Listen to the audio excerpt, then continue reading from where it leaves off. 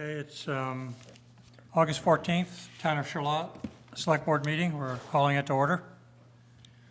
We've had several site visits since 5:30 until now, and we'll talk about the results of those site visits in a few minutes.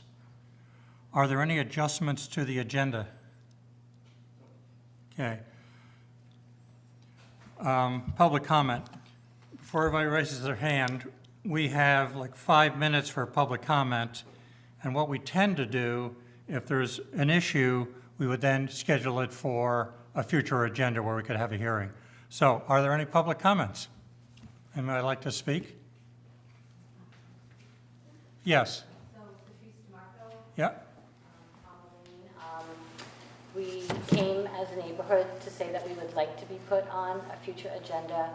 We did send a letter about our concerns, which you've got that. So we're just hoping that all of you will get a chance to read it and then talk about it in more detail at a future agenda. And Linda Safter, Big Oak Lane. We had previously visited with the Planning Commission, expressed our concern, well, prior to that, expressed our concerns with the town, planning and zoning, various departments about the proposed commercial hop operation on East Thompson Point Road, as you have probably seen in the letter title. And they had listened and heard our concerns and suggested that we address the select board because in looking at the operation and its lack of information provided or planning provided, that there might be situations where it's not in conformance with Charlotte's town plan, and looking at the whole operation in a proactive way so that we can hopefully have a good outcome in the long run. So that is, we wanted to come here today, respectful of your time, knowing you have a full agenda, but showing you that we are deeply concerned, our neighborhoods are here, and to address this as prudently and quickly as possible, given the work that's being done very quickly on the site. And without prior approvals, there's been some violations already, and so all of this concerns us, and that we can address that quickly, maybe even before waiting until the next select board meeting. So, what I'd like to recommend to the board, we received your letter. I'd like to recommend that we put it on the agenda for the 28th of August, which is our next meeting. We looked at the agenda for the 28th, Dean and I did a few hours ago, and we can, if the board agrees, we can allocate an hour from 7 to 8, and I think not only the neighbors, but I think there's some other folks that are in the agriculture business in the town would like to be here. So I think it's an opportunity to, express your views. We are a bureaucracy, from your point of view, let's move quickly, and I know they're working. But at the same time, we have to inform people of what your interests are. I believe the land's conserved for agricultural purposes, so we need to talk about it and see what the feedback is from everybody. So is the board in agreement, like putting it on the agenda on the 28th? And Yeah, I would need to do more homework, and there's things I need to know more about. Yeah, definitely. I had a question about the issue of violations. Maybe you could speak to that, Frank. What's the process? Because we don't really deal with violations of land use regs. So does that go to zoning? The land, if there's a violation of the land use regs, it's usually upheld by the zoning administrator, and if the person with the alleged violation decides that the zoning administrator is incorrect in his decision, it will get appealed to the zoning board. And again, if the decision isn't what they were looking for, they can also appeal it to the environmental court, so it just continues on. So Dean, do you know if the zoning administrator has looked into? Yeah, so he's been contacted by one of the neighbors, and he's looking specifically, or has looked into the location of the structure I guess it's an equipment shed of sorts, a hoop house, and also the activity around the wastewater system. And so he's been in touch with the manager, the farm manager, and given them a deadline for, He's been in touch with the Department of Agriculture as well. with the Department of Getting data. Agriculture and with the Department of Environmental Conservation regarding wastewater, and with regard, and off topic, but with Department of Agriculture regarding pesticides as well, but that's not what you asked about, but, yeah. And what's the timeline? He's given them a month to either move the shed or obtain a letter from the Secretary of Agriculture, which is for agricultural structures, that would be, instead of going to the zoning board for a variance, you're allowed to locate a structure within the setback only with a letter from the Secretary of Agriculture. So interested neighbors could be contacting the Secretary of Agriculture to discuss their decision on Yeah, that? we haven't received a letter yet, and I think the intent of the farm operation is to move the structure. Is the structure within the setback? It is, It's about 20, 25 feet, supposed to be 50. I believe. from Thompson's Point Road, East Thompson's Point Road. Right. Usually, does an agricultural building have to, can it be within the setback? Only with the Secretary of Agriculture's letter that indicates Creating a that's waiver. allowed. A waiver, right, correct. Hi, excuse me. Yes. Mike Bell, Farmer Land. You had a comment that the owners said that they were going to move it? That's my Because understanding. publicly, they have said that they want the variance. That's what is in writing, and that's what they've communicated. Okay, So I was curious as to where, are we hearing mixed things? Yeah. Like, did you hear that someplace that? I heard that at one point, and I don't know if it's been resolved as far as the definite plan for what to do with the structure. So, anything else on that topic? So we'll do it on the 28th, 7 o'clock, yes. Peter Schubert, 152 East Thompson's Point Road. I just wanted to point out that the waiver process as set out in the statute requires that you notify the Department of Agriculture before you build the structure, and that they approve the structure before it's built. And I didn't see any provision for an after-the-fact waiver in the statute or in the required agricultural practices. I think the waiver is intended when there's no other place where the building can be sited, and it's a necessity thing. And so I've been in touch with the Department of Ag about the process and whether they can grant a waiver after the fact, when they don't appear to have satisfied the requirements in their own regulations. Has the neighborhood group sent a letter to the Department of Agriculture, Secretary of Ag? I've been in touch with them. I can't speak for anybody else. I guess Dina had another question. If the zoning administrator had a chance to look at the pond issue and its proximity to the border? Generally, the town doesn't regulate ponds, and specifically doesn't regulate agricultural ponds. I called him about 9 o'clock this morning to ask him about the water part of it, and he's just like, we will check on things and start to figure it out. Who's he? Joe, I'm sorry, Joe Reum. The zoning Sorry. administrator? Did they talk to the zoning administrator before they built the structure? They did not. Or the Vermont Land Trust, they did not contact Vermont Land Trust, and it was a conservation easement. I don't And- have my zoning bylaws here right now, but I believe that on most part, when an agricultural building is going to be built, that they have to, the applicant, if you want to call them that, has to at least submit it's kind of a site plan where the building is going to be on the lot to the town. That's correct. And was Mr. that Schubart's done- correct and in was terms that done of if they before want that waiver, they should have obtained that in advance. This has nothing to do with the waiver to start with. Before, again, he was, I believe, correct me if I'm wrong, but you were talking state statute? Yes, a state statute. For the agricultural building? Yeah. And I'm talking our zoning bylaws. They're in sync with each other. Right, but in our zoning bylaws, it says that they're supposed to submit something to the zoning administrator before they build it. It's chapter 9, section 9.2. under the exemptions. So would you have an opportunity as far as the ability to speed up the gears of our bureaucracy of, in the next 2 weeks, touching base with Joe, our zoning administrator, and just seeing where he's at with the work he's doing? Yeah, I can. Just, you have a ton of knowledge as the. Yeah, I can confer with Joe on what he feels he needs to do. Dean, I had another question, I think the last one, as far as preparing for the meeting on the 28th. Who is in charge of the conservation easement?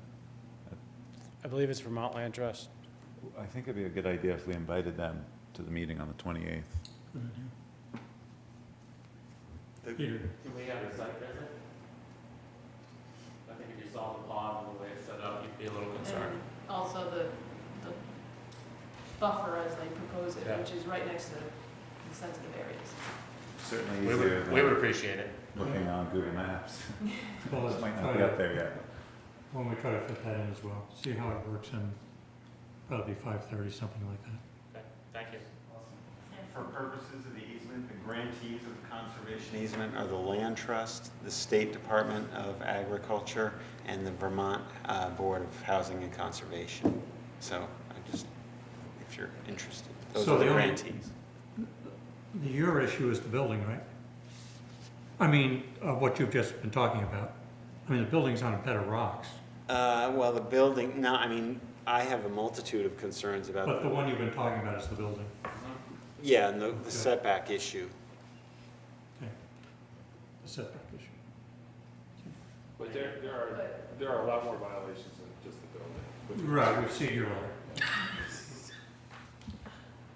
Okay, thanks. Well, I gotta say. Thank you, yes. Thank Thank you. Thanks.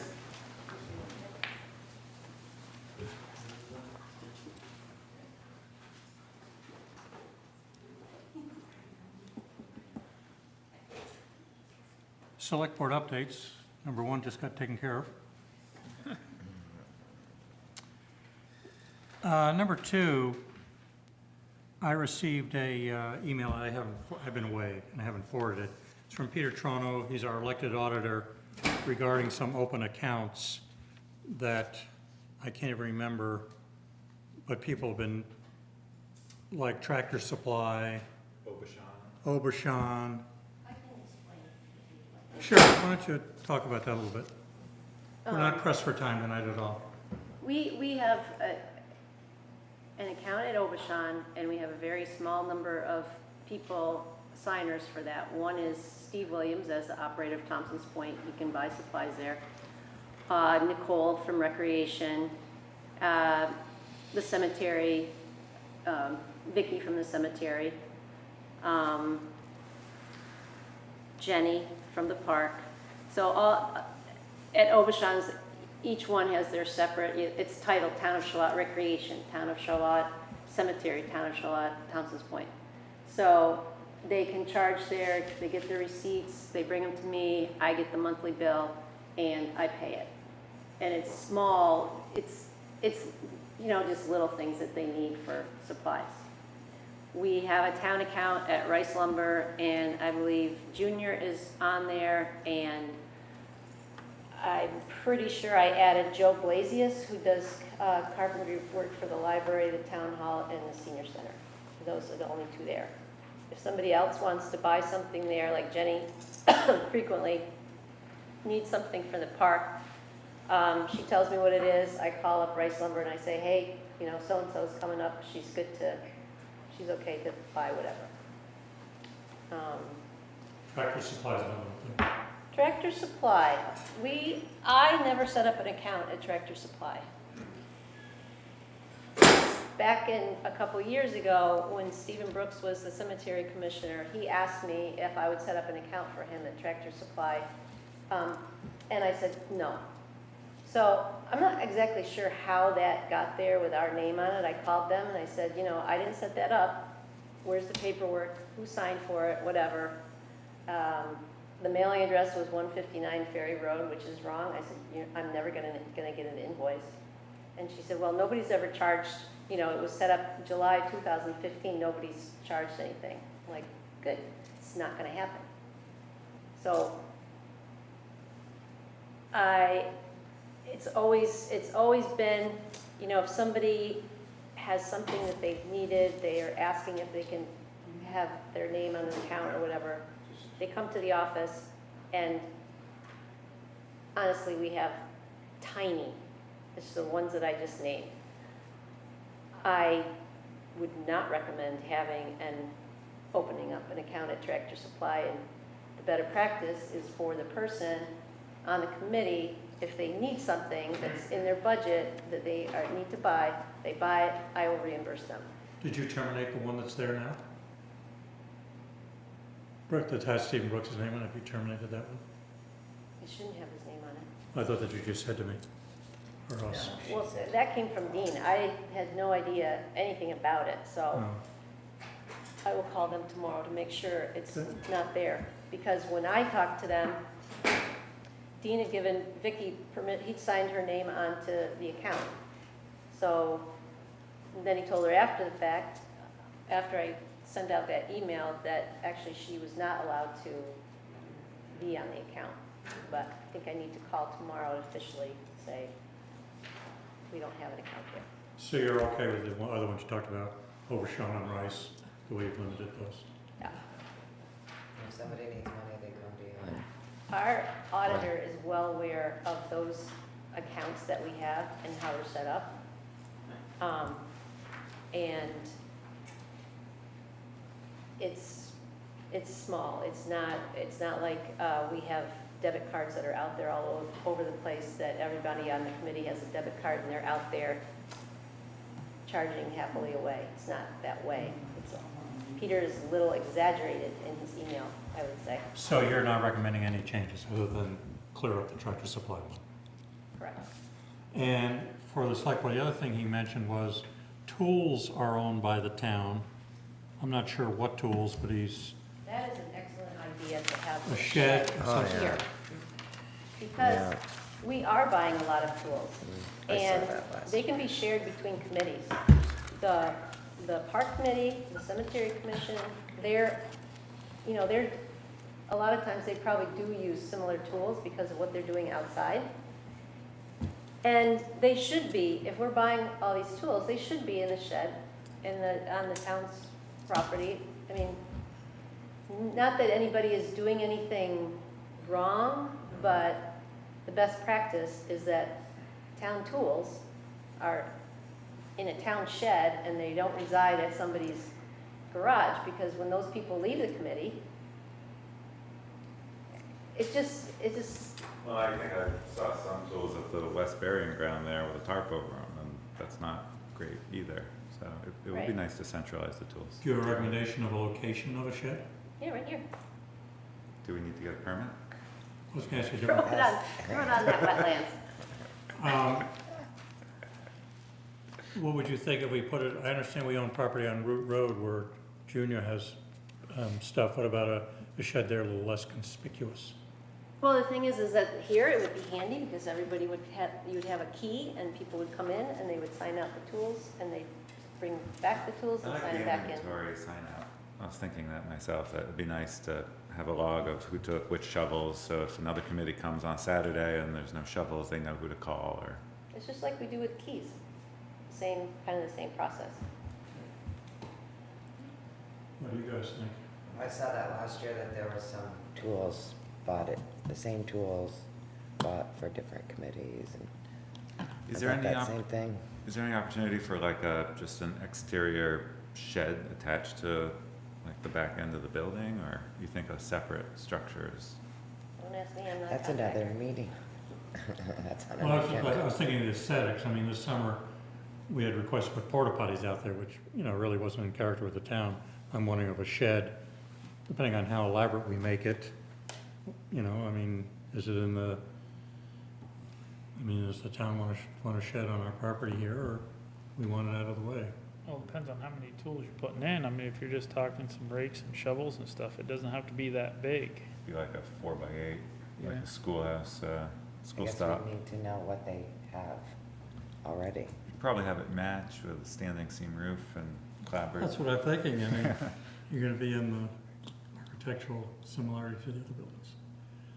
You know, I think the question just brought up though is, what's the inventory? We ought to ask committee members just to all put a blurb out.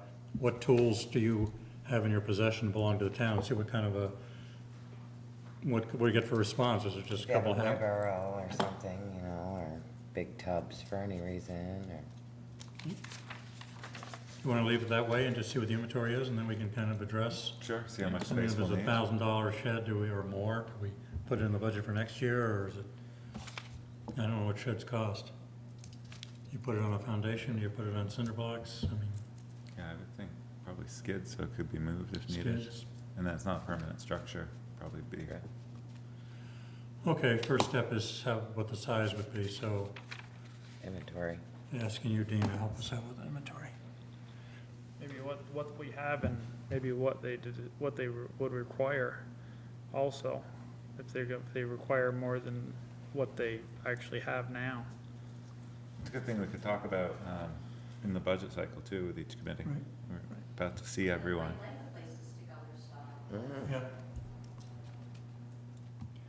Anything more on that topic or any other updates?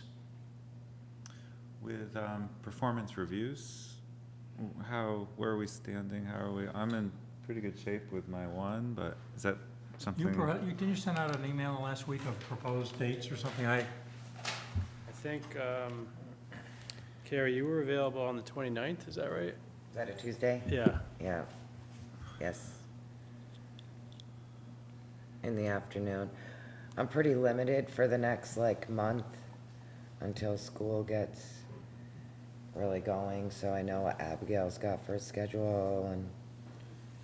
How many do we but need right to now I review? only have 2. 4, So the 4 would be well, also possibly Callie. Dean, Me, Joe, Daryl, and Nicole, Joe, and Callie would be 5. Darrell. She waived her opportunity last year, didn't she? No, she came. It's just a couple of us, I guess. Yep. Oh, Nicole.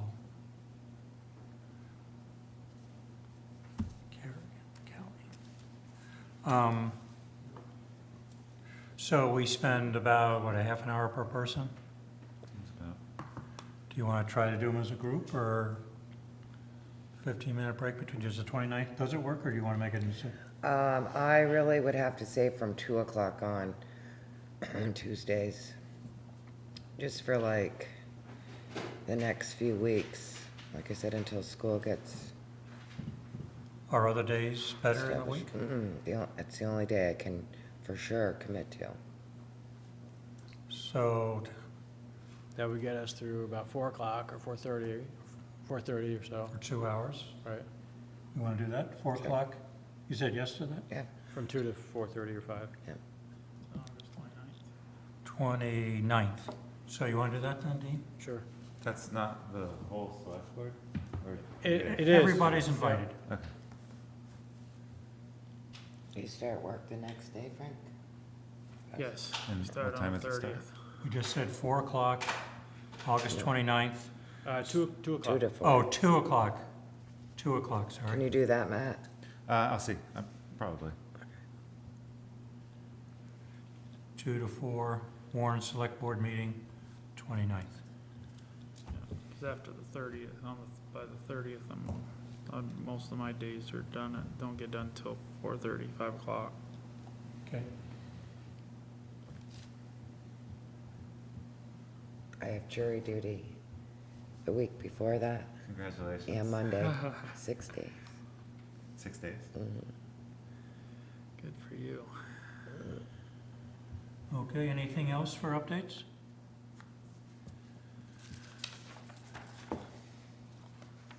The next item I have, oh, we're behind schedule, wow. Town Hall and Library cleaning contract. So we went out with a request for bids and advertised it and had a couple of contractors that I'd been given their names of, and I called. The 3 proposals that were submitted were from CBM VT.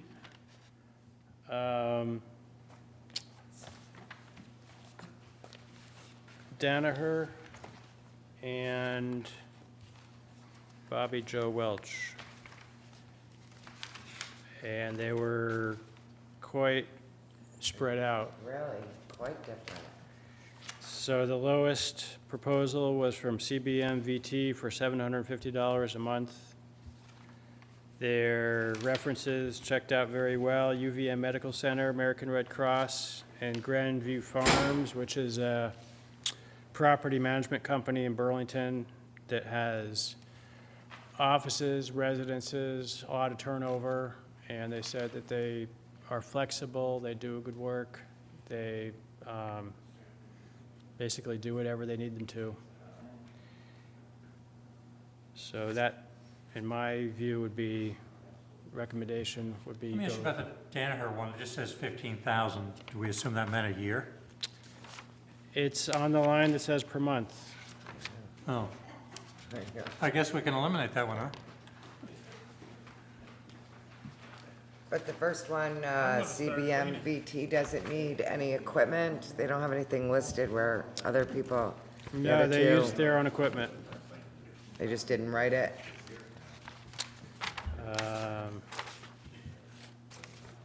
So is there a motion to approve a CBMVT for cleaning? They were fine for doing the stripping of the wax and Sorry? redoing the bathroom floors and stuff. Materials, yep.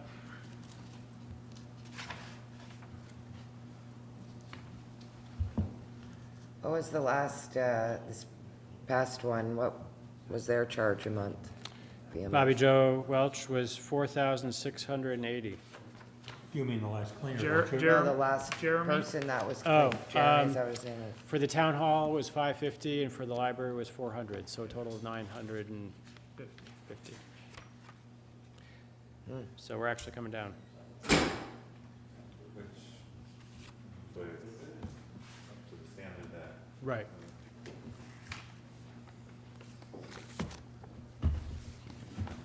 Did you have a chance to call any of the references? I did, Yeah. yep. 3 references, yep.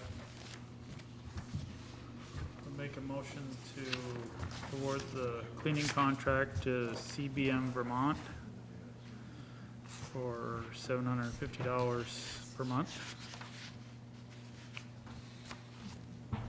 June 30th, till June 30th, 2018. Second?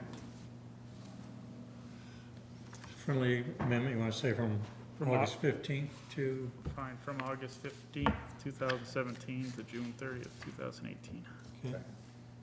That's seconded? Second. Okay. Any conversation about this motion? All in favor, say aye. Aye. Aye. Thank you.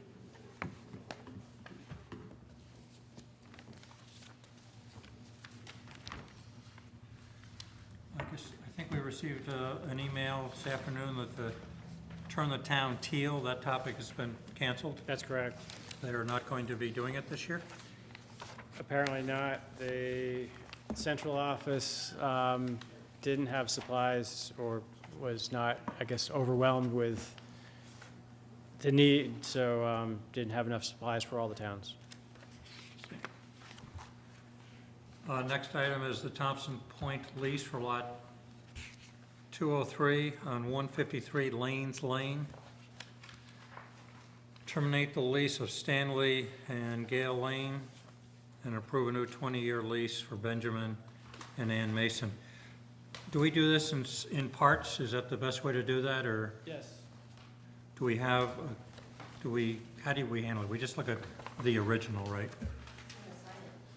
We have to sign it after we make the motion? Yep. Okay.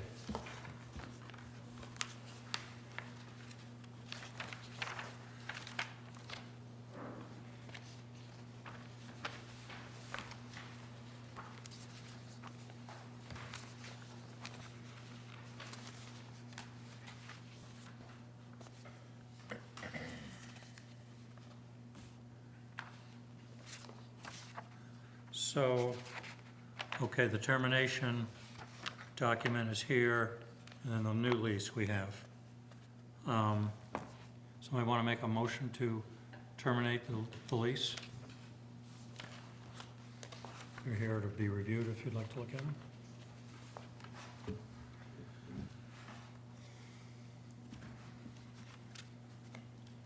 I'll make a motion to terminate the lease for Stanley P. and Gail L. Lane at lot number 203, address 153 Lanes Lane.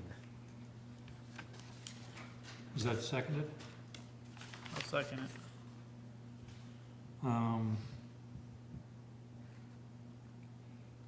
Looks like, do you want to designate the chair to sign this? Huh? All in favor? I was going to make a friendly motion to authorize the chair to sign this. Okay. Termination. Are there any other comments? All in favor? Say aye. All right? You're good. So we have a lease, Thompson's Point lease. Is there a motion to approve the new lease? Make a motion to approve a new 20-year lease to Benjamin and Ann Mason for lot number 203 located at 153 Lanes Lane, identified on the Town of Charlotte tax map as M41 B50 L23. B50 L23 to end the last day of December 2036. And authorize the chair to sign it? And authorize the chair to sign on behalf of the select board. Is that seconded? Second. Any comments from anyone? So this is the same format as the other two leases that we've done on Lanes Lane in the last 6 months or so? Good. All in favor, say aye. Aye. Aye. Motion passes. Actually, let's sign away. Let's sign it. Do you want it, do we have to, Closing tomorrow morning. okay, We're all waiting on it. okay. What about the notary? How do you know I'm that? the notary. Okay, And if she wasn't, And I one of the other can, guys Jim. can be a witness. I can be a witness and a notary. so I'm the duly Yep. authorized agent? And I'm a notary too. Okay, then somebody has to be a witness. Whoever's closest. Yeah. Okay. Duly authorized Witness, yeah. agent.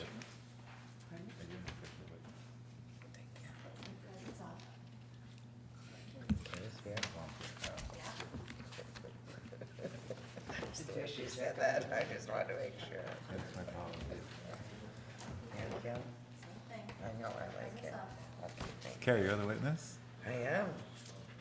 It's because you're doing jury duty. Well, congratulations, both of you. I'm a notary. Best day is the Thank first and you. last, right? What's they say about folks? The day you buy it and the day you sell it. The best day of ownership is the day you buy it and the day you sell it. The best 2 days.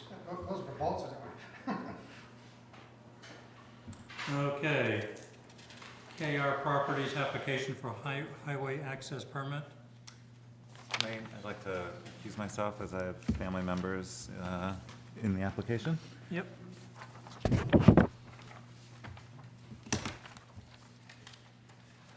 Well, I'll make the motion. You wanna do that? Start. Sure. I'll make a motion to approve KR Properties application for a highway access permit. Two. HAP-17-06. Approved. Good enough? And do the 07? Want to do both of them at the same time? I can do both of them at the same time? Sure. Go ahead. Okay. As well as the application for highway access permit, HAP-17-1, I'm sorry, 07. HAP-17-07. Is that seconded? I'll second it. Are there any questions or comments about these two access? Junior, you're here? Oh.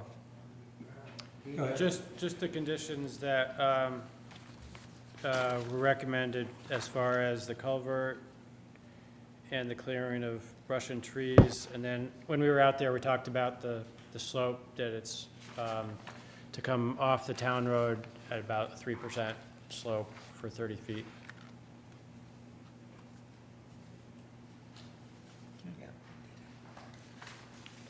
Okay? And you're good with it, based on your comments, Junior? Any other comments? No, I'm fine. All in favor of the motion, indicate by saying aye. Aye? Aye. Opposed? Thank you. Thank you, guys. Thank you. Yeah.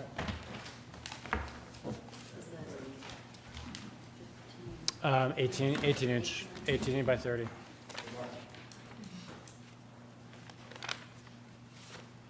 It was a beautiful night, just like this. Okay, the next item on the agenda is brush hogging on Thompson's Point. We had a site visit, Carrie and I were there, Dean was there. So what is the actual question, whether we do another brush hogging again, or? Well, there was the section that we looked at the farthest out on the south side, between the trees. Seemed like, the sense that I got was you would both be happy with doing that this year at $35 an hour, and, Oh, on the roadway Yep. of Thompson's Point Road. right. Okay. And then on the north side, there were 2 fields that get brush hogged, but they have trees growing up in them. And Carrie, I think you said you wanted to think some more about whether or not to cut the trees or leave the trees or move the I trees. think we should get to know that piece of land a little bit better. I really appreciated Dean telling us, or showing us that. And there truly are some, I call them pine trees, but there's some scruff trees, and some of the land is wet, and I just think it's really great that, or I would prefer to be able to go and see it more, get to know it, see what other people want to do about it, the history of it, because it is growing up, and it could become a woodlot and, or whatever, all treed 5 years from now, and maybe we wouldn't want that. No, I would think keeping it open, So it's been brush hogged once, that's all we contracted for. Right. That's fine for this year, So fine for this year. but definitely something we should get to know. So look at one it. lot has some pretty large pine trees and some has a lot of small ones, but they're healthy pine trees. That's on which, It's on the north side of East Thompson's Point. is that lot B Uh, on the map? I got my map here, but Probably, is it lot B? Looks like the woods are starting to. they are starting go through to, succession, yeah. You're right. take over the field. Probably F Yeah, they and are. D. F's got some down there too. Yeah. But who's to say tonight, looking at it for just a couple minutes, that, you can't make a decision in the 5 minutes on the side of the road like we were, when it's a beautiful piece of land and the trees are beautiful, and we should all go down on our own or do some homework on it. Can't believe I didn't bring my camera. Yes, Dan. Things in here for me.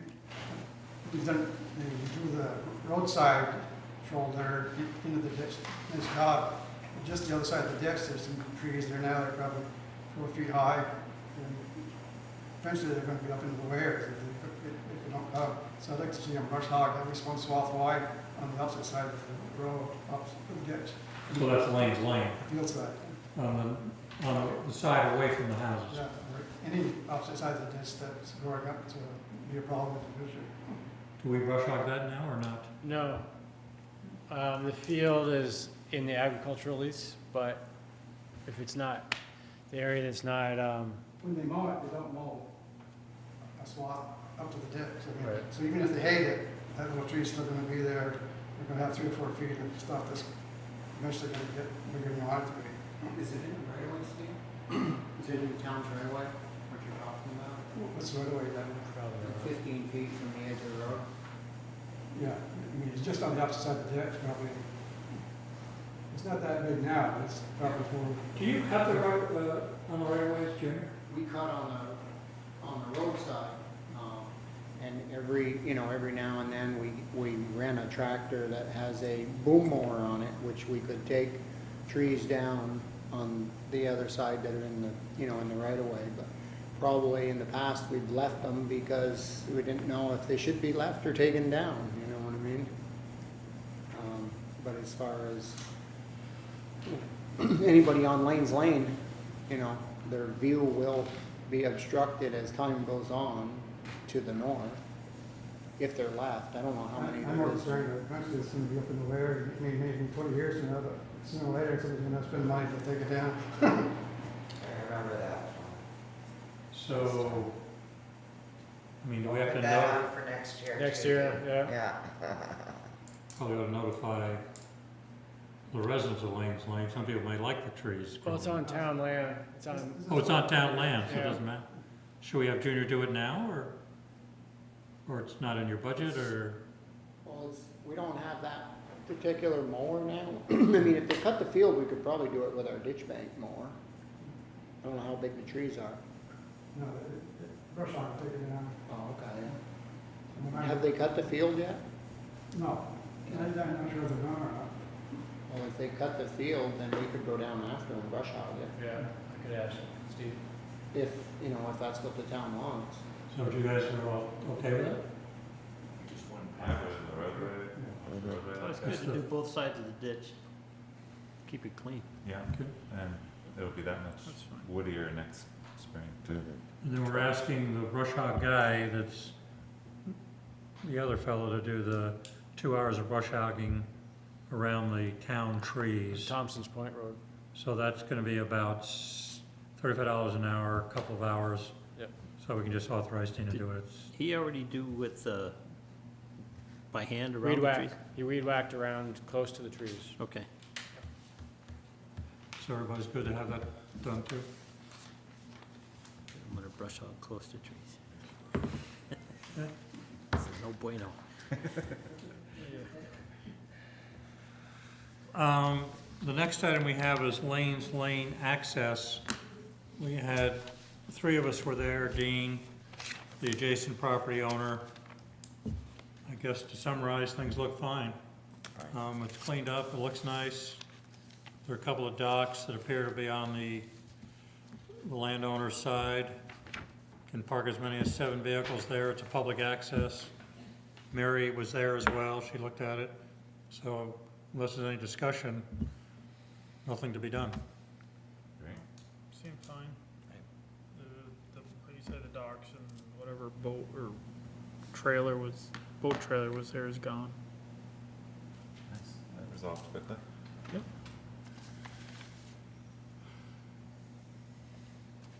They use that for winter storage, the stuff? He brings his docks out of the water on the landowner on the far side, and it's 99% on his property. He does pull them out, I guess. Just the docks, though, it's not. Right. No, nothing else. He's got He's not gonna 3,000 put pound anything else. moorings, a It's couple of nice them. there now. Yeah, the lot is a wedge-shaped lot, so he pulls it up. Past years With I've seen the back part near the closest to the road may be on the town land a little bit. Okay. Next item is Lane's Lane wastewater.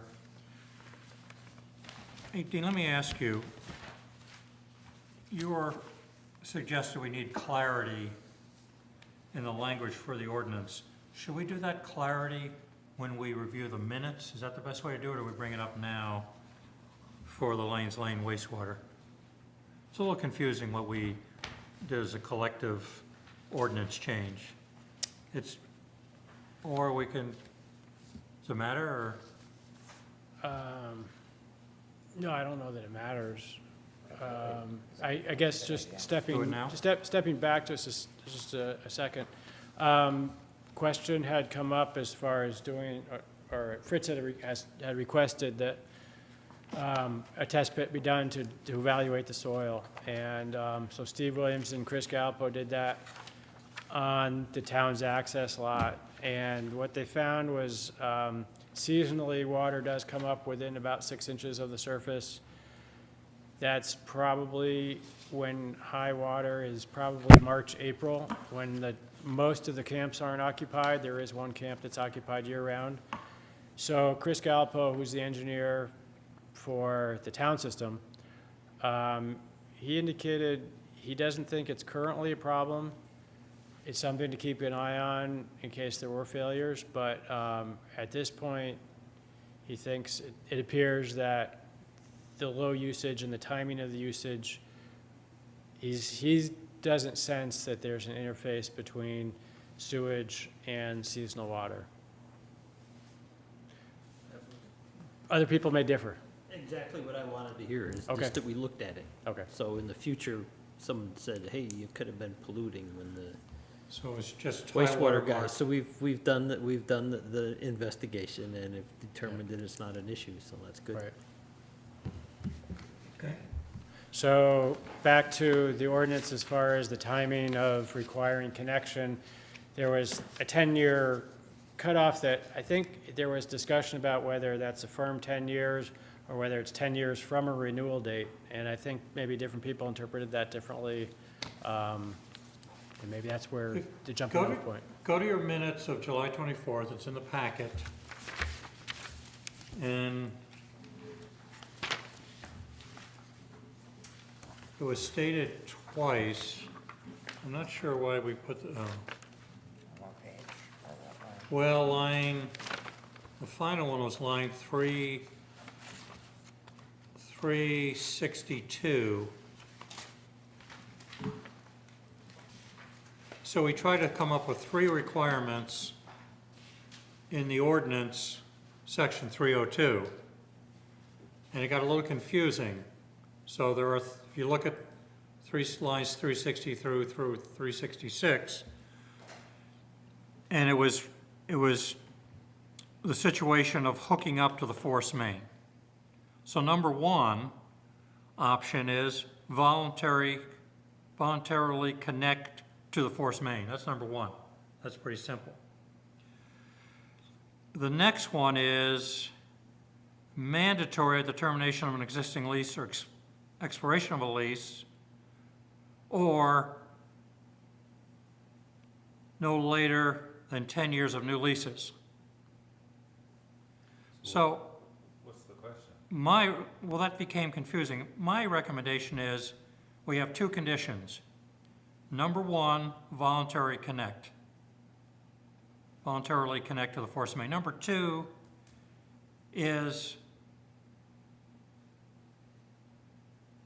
mandatorily at the termination of an existing lease or at the end of a lease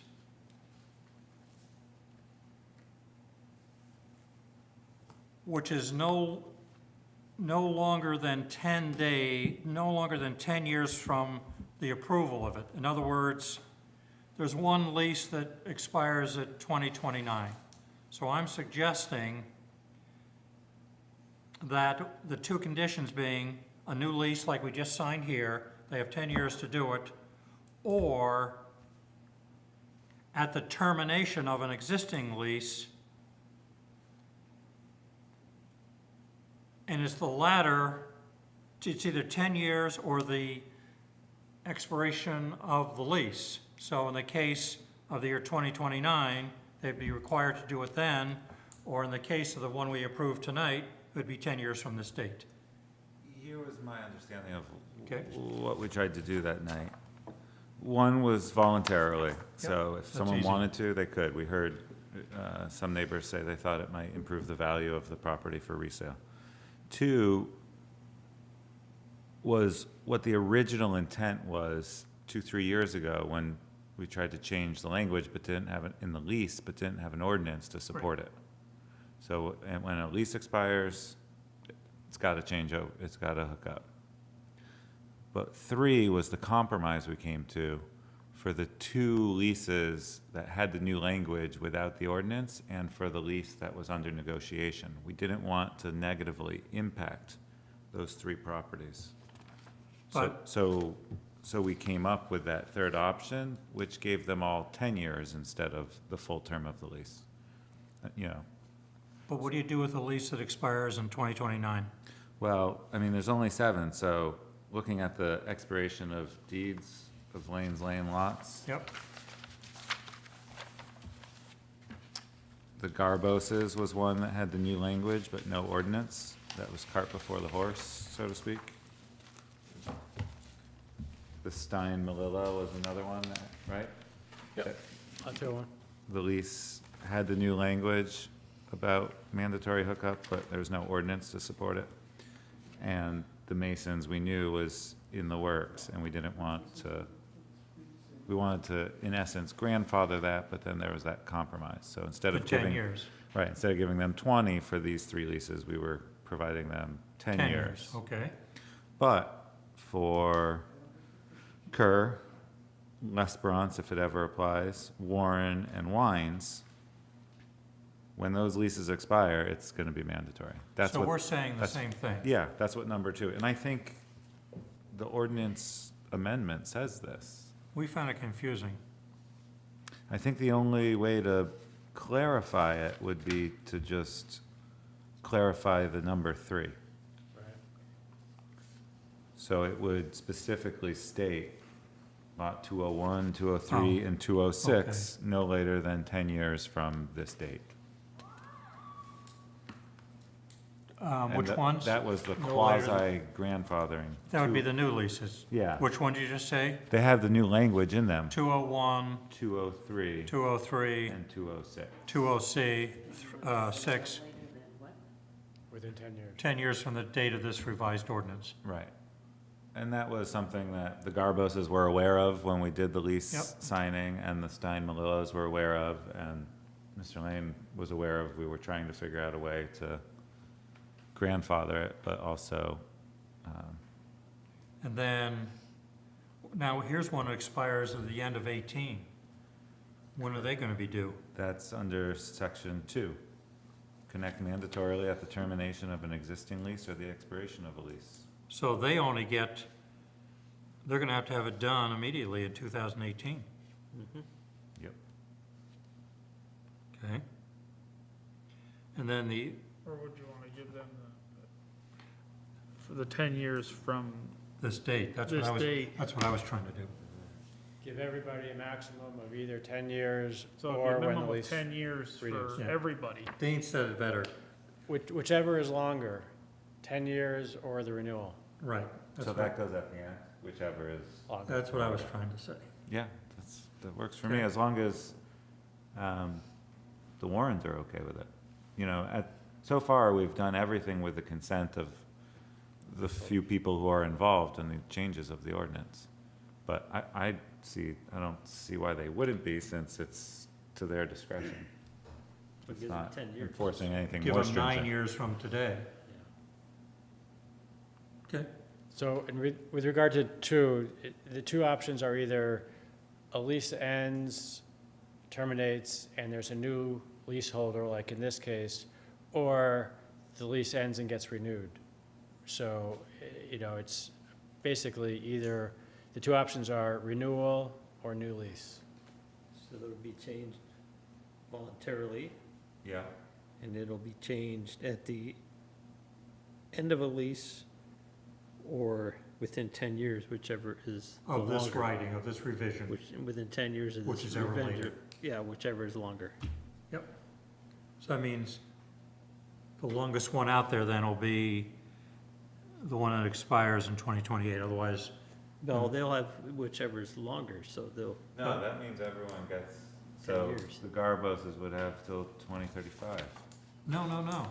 10 years from today's date or the expiration of the lease. Oh, I see. Whichever's longer. yeah. So But they have that's the- defeating the purpose of, That is defeating the purpose, So you're right. maybe that's the leases that don't have the new lease language, Yeah, the old leases. right, the old leases. Specified for the 3 new ones. Right. Lot 201, 204, 2078. Yeah, I think we just need to be explicit with the lot numbers. Okay, Lot 201, Yeah. 204, No, 202, 204. 202, 204, and 205 205. and 207, 8. 207 and 8 is one lot. Yeah. It's a double lot. Okay, and they are. Two lots, one lease. When the lease ends, it gets renewed. Correct. How do we- Or how- 10 years, whichever is longer. how are we capturing lot 206? That'll be, It has the new language, that'll be in number 3. which would be, I would say 3, lot 201, 203, 206, no later than 10 years. 10 10 years years from this revision. from the yeah. Okay, And then what Kathy wrote would be number 4. and that's the old leases at their expiration. Is that right? Oh, yeah, I mean number 2, sorry. We're rewriting 2. Is that right, Dean? Yeah. That, That is number 2, yeah, 2, not number 4. right. So we're rewriting 2. 1 stays the same voluntarily. Okay, the voluntary, I got that one, so help me now. So I got 1, so tell me what Do you 2 want is? do you want me to try it? 2, or Kathy, I think you Okay. did it, she got it. All right, number 2 is our lots 202, 204, 205, and 207/208. Right. When the lease ends and gets renewed, or 10 years, whichever is longer. And then number 3, Number 3 are lots 201, 203, and 206 will be no later than 10 years after the date of the new lease language. of the new ordinance Of the language. new ordinance. Ordinance. Yeah, I did have ordinance. Okay, Okay, that covers every I would lot. just ask for clarification on 2. I think it might be more clear to say when there is a renewal or a new lease, rather than basically, those are the 2 options. Renewal or new lease? Right. so 2 are the new leases, 3 are the old leases. And 2 also is when there's a renewal, new lease, or 10 years, whichever is longer. That's what you had. And can we just look at the sentence, because it irked me a little? I remember we wordsmithed it a lot. Go ahead. So now looking more globally at the sentence, without the specifics we would keep, that lots 201 through 208 shall be connected rather than included. That's, I think, where we wanted the word connected. Yeah, Shall be connected to the Thompson's Point service area, either, and then the timings. right. Either Voluntarily. voluntarily, we don't even need connect to the force main, just voluntarily. So that lots 201, 208 shall be connected to the Thompson's Point service area, either voluntarily Period. or mandatorily, Mandatorily, when a lease is renewed, or there is a new lease for lots 202, 204, 205, and 207/208, or, or whichever is longer. or 3, 3 is lots 201, 203, and 206. No later than 10 years after the date of the new ordinance language. Of this updated ordinance. Updated ordinance language. subject to legal review, Okay, which is in there. so these are just these are corrections to our minutes, so, Oh, there it is. okay. Does that Does that work? sound clear to you, Dean? I think by defining the lots, takes out the misunderstanding.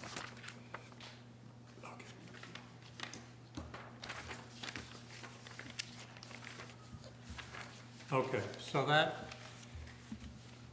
that's the lane wastewater subject. Nothing more to be said on that topic. Yes, If the force main is not put in, should it be from the date of the force? So I have 10 years before I have to hook up. Yep. And that's a calendar date, not an availability of force main date. So if the force main goes in not this year, but next year, am I 10 years from this year or 10 years from next year? I think you bring up a good point. From the ordinance? I mean, he's gonna do it, the money is there, he's gonna do it this fall. We authorized it. We authorized it.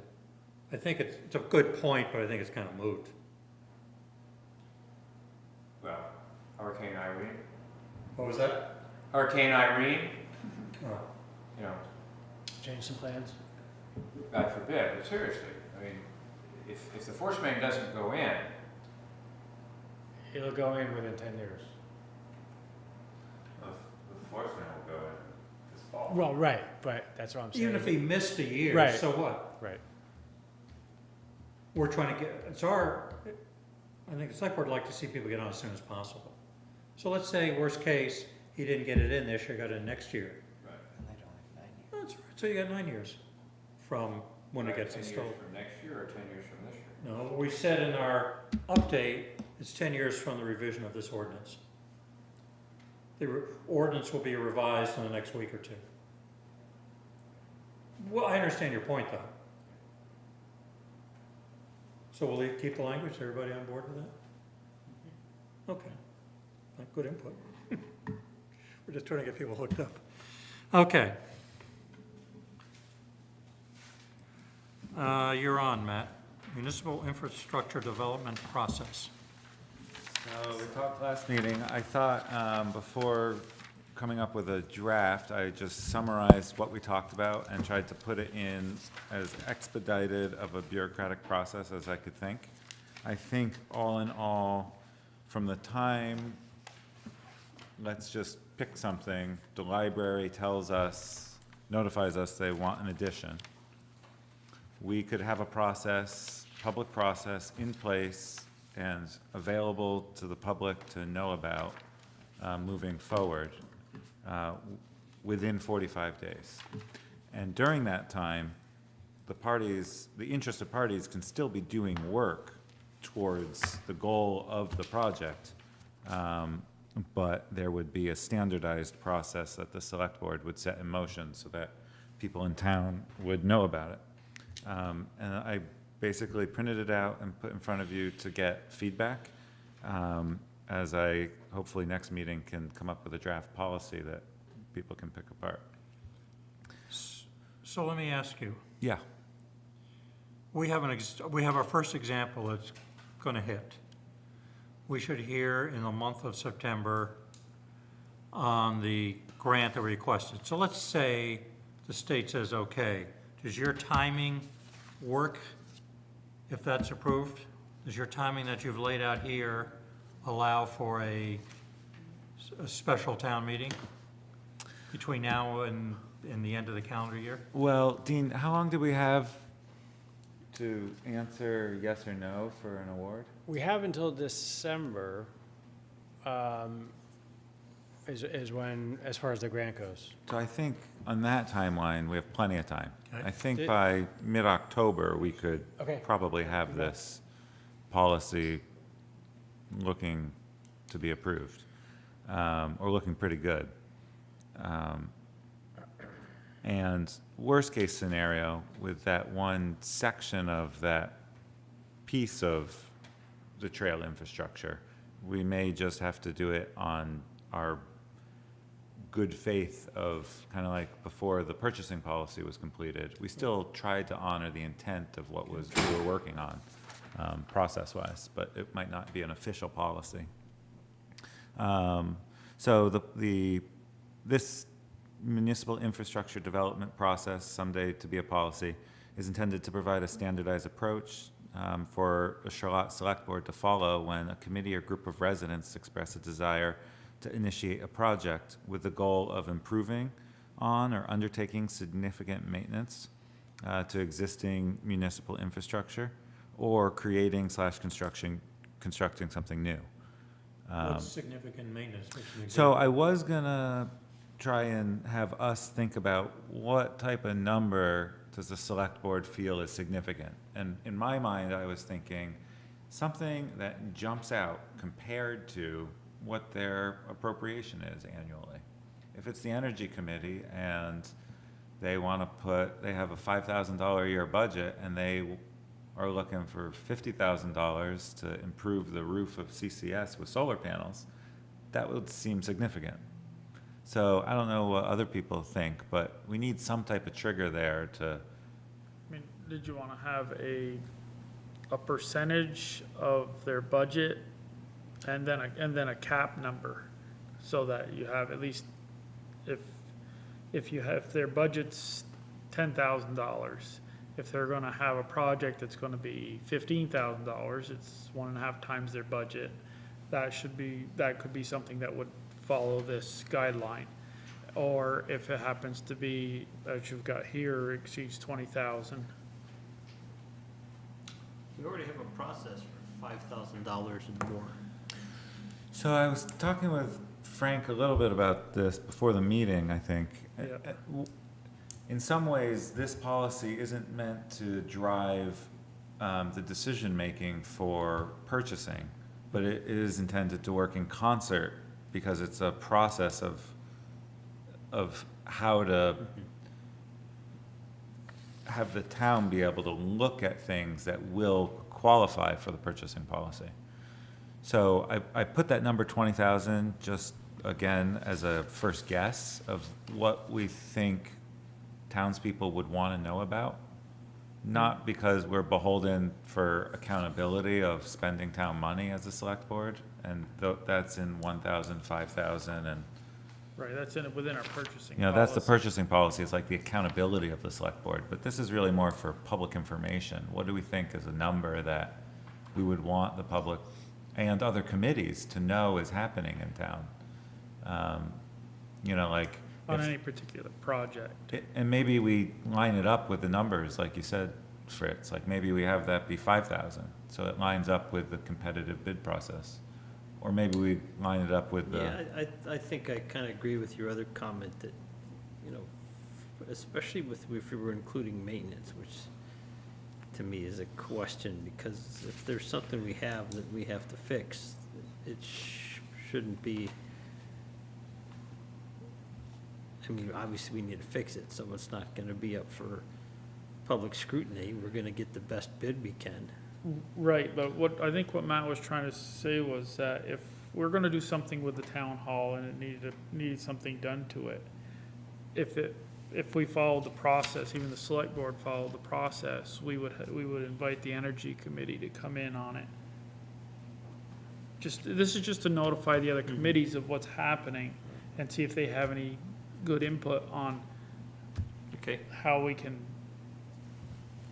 Yeah, Makes sense. expedite it. right, and the goal is not to have it hamstring the select board in making decisions within a budget cycle, but it's to make sure that people who have good opportunities for productive input are made aware of a large project before it happens. And there may be even exemptions to this. I mean, I think we'd have a hard time having Junior come in for every little thing that needs to be done with the roads when he has to go out and buy the salt or buy the sand or whatever. But like when you think For of, the process, not for the purchasing. or purchase agreement, Right. for the purchasing of stuff, but for the process, I don't think we'd have to inform all the other committees that he's doing a certain project. Well, and think about the bridges, you know, would the Conservation Commission want to know that a bridge was going to be reconstructed? I mean, those should be good for it's quite some time. Let's hope so. Yeah, I mean, that was a lot of good work that was done, but down at the beach, you know, the tennis courts I know are going through a relatively high amount of annual maintenance. And at some point, someone's gonna have to look at, do we do significant maintenance? Do we start over somewhere? There's some long-term maintenance issues that are kind of gnawing away at those tennis This courts. process allows maybe somebody with local knowledge to, Be, oh, wow, this is, Good start, though. so maybe I should rethink the 20, what do people think about the 20,000? Well, I'm trying to think of examples. My first example, like the rug for in here, let's say it's, I think we budgeted 19, but let's say it's 21. I mean, we have it in our budget. It gets scrutinized, and then we, you know, if it gets approved, then we plan to do it, but I don't think we need to go through a full process. Right, that's why I didn't want a hamstring, but you But think. the tennis courts, I'm told that could be a couple $100,000. For new tennis courts, Two sure. new tennis courts, the Yeah. foundation's cracked and, And irreparable. but that would certainly, Do you think 40,000 gets rid of the, I don't even, must be a word for this, for Well, routine maintenance? I don't think you need to. I mean, it says at the first meeting, the select board will agree on the appropriate committees and people who will be included. Yeah. At that first meeting, we say, well, we don't need anybody, it's something we gotta do. We're gonna replace the carpet. We're gonna We replace don't the need carpet, it's in the budget, recommendations. we don't need recommendations, so Yeah, we'll leave that at committee, that Right. can all be decided right on there. your schedule at the first meeting. So I'll just take that well, you have second paragraph out. significant, you have the word in your opening paragraph, significant maintenance or existing infrastructure, creating a construction, new infrastructure. I mean, yeah, take the money away. We Yeah. have, we can, Discretion. we have the discretion Yeah. to decide whether we want to go forward with it. Right. And trails is a perfect example. The pumper that we just did, that's kind of got a little different, you know, it's in the long-range plan. It's in the We capital kind of budget. did this, but we did it through the budgeting process. And the MOA lays a lot of that Right, process out. Right. So that, at the first meeting, and then after the meeting, what, the product of that first meeting would be to put out a notice. You know, the select board would draft a notice, some title like commencement of municipal infrastructure projects. And it would go out on Front Porch Forum, the Charlotte News would print it, and then everyone would know this is on the radar. And people could then look to future agendas, you know, because the next two meetings, this would be on an agenda. And so interested people would have plenty of opportunity in basically 28 days to join the process or trust the people in town who are working on it. So that's what I tried to do, is 3 meetings is 28 days apart. I remember, Fritz, you were saying, let's have, you know, a timeline of like, if people want in, they have an opportunity, otherwise it moves forward. And let's not have it drag on for a long time. And it would just be a brief overview.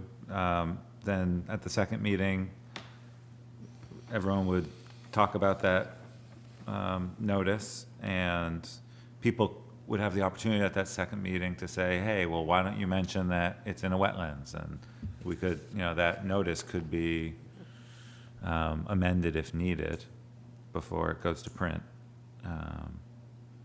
And then the third step would be to have the select board come up with the process.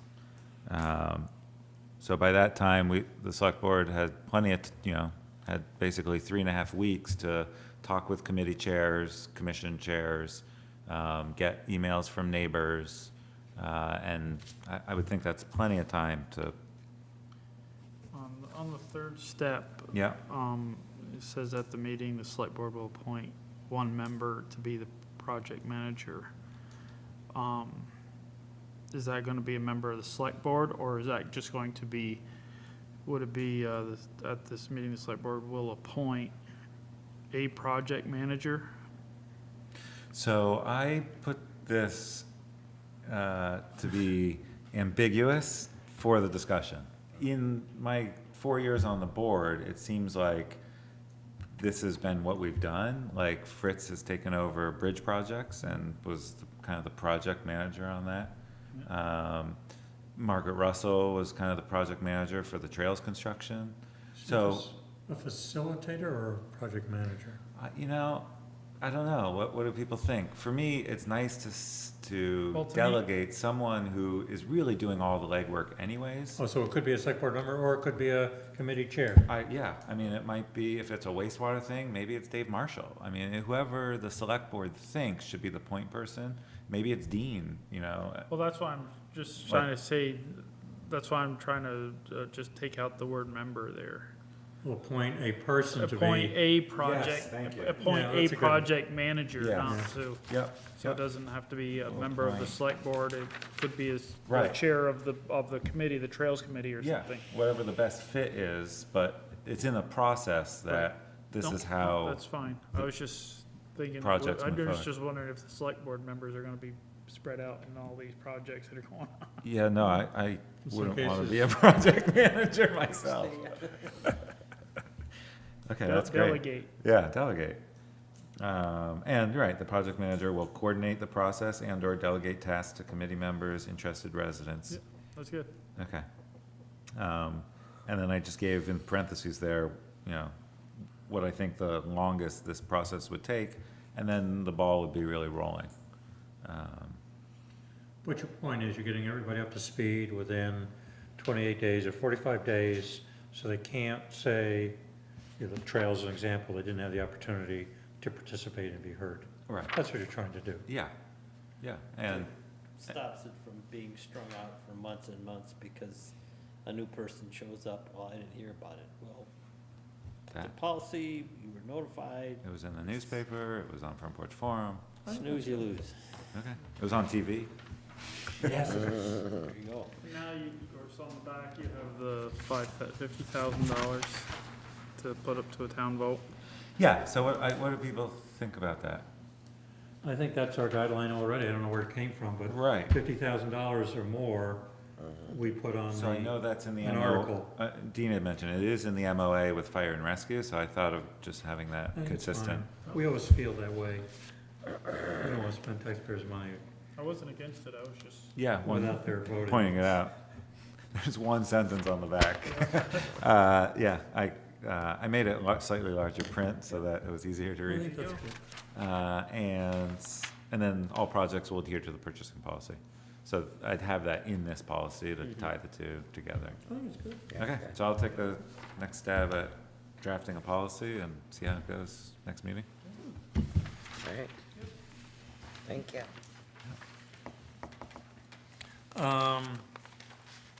Appointment of Dean as the town representative of the Transportation Advisory Committee, Subcommittee of Congrats. Chittenden County Regional Planning. Want to just go over that? Oh, sure. Huh? Sorry, was Well, I there? was gonna make a motion and discuss it. Oh, okay. Okay, go. I'll make the motion to appoint Dean Block as the town's representative to the Transportation Advisory Committee, a subcommittee of the Chittenden County Regional Planning Commission. Second. So, Yeah. To serve 2 years from July 1st, 2017 through June 30th, 2019. 2 years. Ending June 30th, 2019. Where'd you read that? It's on the front page of this. Advisory Committee. Do I have the right one? Transportation Advisory, yes, okay, got it. So that was, a motion was made, was it seconded? Yes. Okay, anybody have any discussion? Dean, do you send us out a little synopsis of, you know, when you go to these meetings? yeah. And I'm not remembering, they've given us an update on it. I can, when there's, often it's, like, especially for the development of what they call the TIP, which is the Transportation Improvement Process. And if there's a Charlotte project on it, then I have been sending that. There's a lot of the work the committee seems to focus on the bigger towns, but I'm happy to send whatever, you know, seems, whatever you think would be relevant. I do also, you know, there's an opportunity for an alternate, and I think in the past, Fritz, you've gone to at least 1 or 2 meetings. I don't know if you want to be an alternate. Sure. Some of those are, like you said, just an entire meeting about somebody else's stuff. But you go anyway. Is that a Care friendly what they're doing up there. motion to make Fritz the alternate? Sure. Okay. I'm okay with that. I suppose somebody else should second it. I'll say, Any other questions?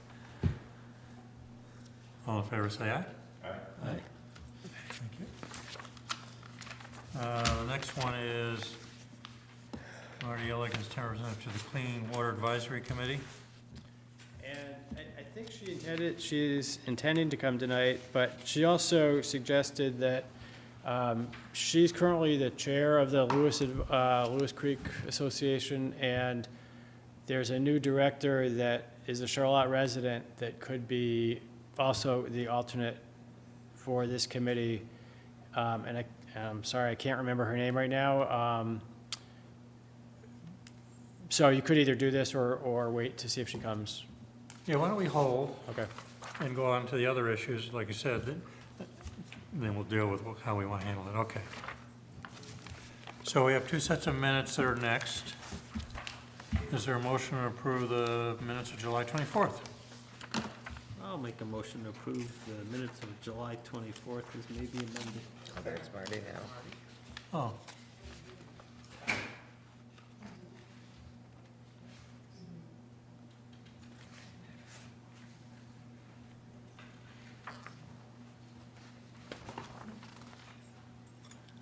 I have a question. We're on the minutes then. Line 271, I asked you, Fritz, to contact C regarding charges to a pit on the town lot. What was that about? Is that Pest pit, that's what they just did? yeah. Okay. So that was a test pit for the, on Lane's Lane, right? Yes. Okay.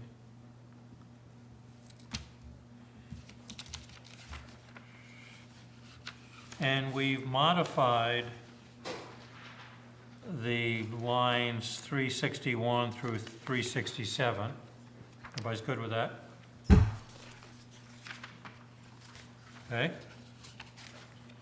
That's all I had.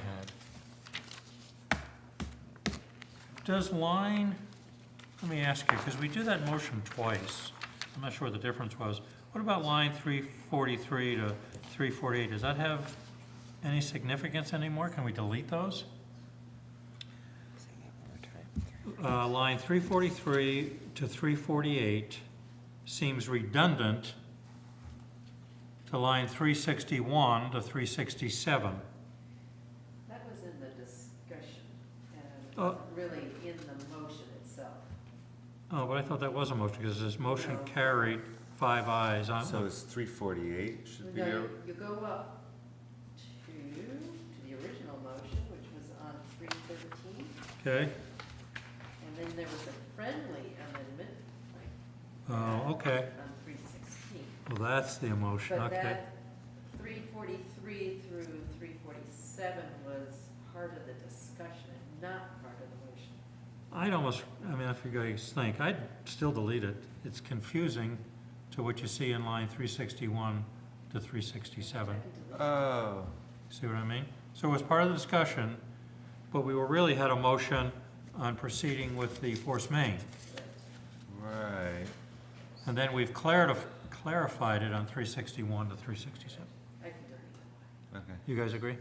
Yeah. Yeah. Thank you. Or have, yeah.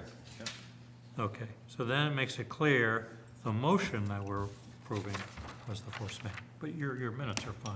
It just seemed redundant to me. Okay. Well, I did it in that discussion. Well, maybe, yeah, if we kept it, just have it in there. Mr. Krasnow discussed that. Well, what's the bottom line? Do you want to say discuss, or you want to It was not germane. No, it's fine with getting rid of it. delete? As long as Okay. it's, Strike it. Anybody have any other comments on these minutes? Time, All in favor, say aye. time. all right, Aye. learn my.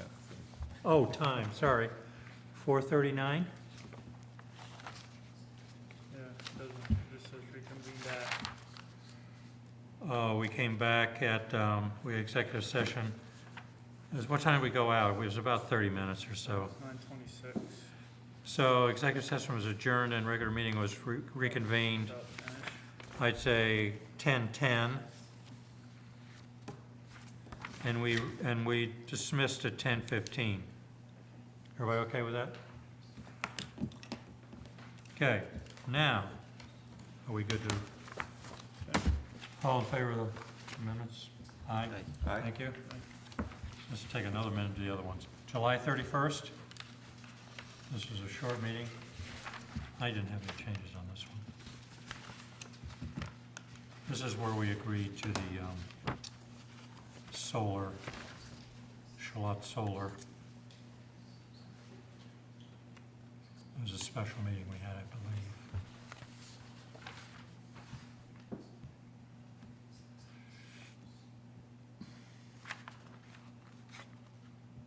And then we threw in a couple other things. That's right.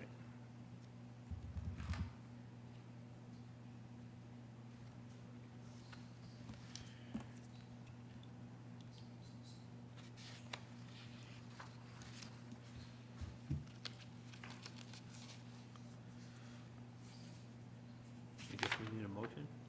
Looking for a motion. Motion to approve the minutes of July 31st. This might be amended. Second. Thank you.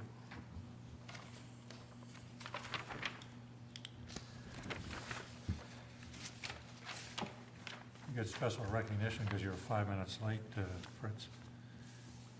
Actually, yeah, it's 5 minutes. Let's What's get the time flashing again? lights for this time. On the back.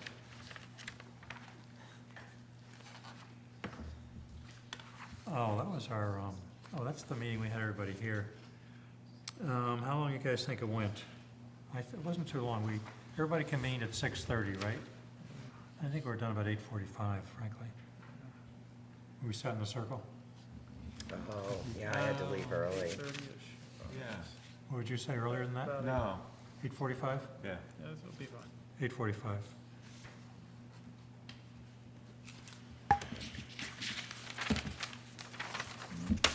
Anything else? All in favor of the motion? Aye? Aye. Thank you. Okay, Marty, we're back to you. Town representative. No, We're early, but Yeah, we're you're way here in you're here in full force. So, we're here to appoint you, Clean Water Advisory Committee. Would you like to speak to us for a minute? And I see you have a, Krista Hofsis. oh, what's the name? Krista Hofsis. She's a resident of Charlotte now, my soon-to-be replacement. She's staffed by LCA and learning the same stuff, so it's all things water. Are you recommending she be an alternative to you? Yeah, that's what Dean and I were chatting about Okay. as an idea, thinking it could be a nice fit. You know. What's your background, Krista? I studied environmental science at UVM, graduated in 2015, and since then I've worked with Watershed Alliance and Oh, wow. a bunch of stuff on Lake Champlain. I actually worked on the research vessel for a few seasons, and now I'm working with Lewis Creek Association. Oh, the Malaparosa, is that what The it is? Melisira, yeah. Sorry, yeah. Oh, cool. Yeah, Sounds like she you're- manages our water quality monitoring program that the town helps to fund, and she's been, I think, this 2 seasons? Mm-hmm. Yeah, so she monitors, I mean, she coordinates all the volunteers, does the reporting, and so it's pretty neat. It's going pretty smoothly now. And as you know, the Clean Water Committee is new at RPC. It just got a new committee, you know, with DEC funding, Clean Water Act. So the folks that, I've gone to like 2 of those meetings since in the past year. I was the alternate, Daryl was the town rep. And we went to very few meetings, you know, to be, you know, straight about that. It's a young group of people, but it's not an unimportant group. And I think we would probably look to use maybe Fritz or folks that are really tuned into the water part of things in town to say, oh, okay, what do we want to be our priority? The municipal road permit, stuff that they're busy with, and who knows what other stuff that might be, you know, on your minds. but I would be really looking for a conversation to help guide our participation.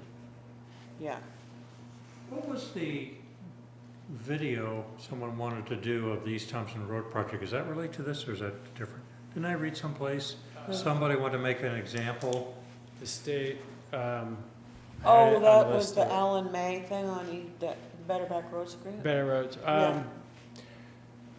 I mean, they're doing, I think that's a Clean Water Month that. Oh, that thing, yeah. Yeah, week, okay.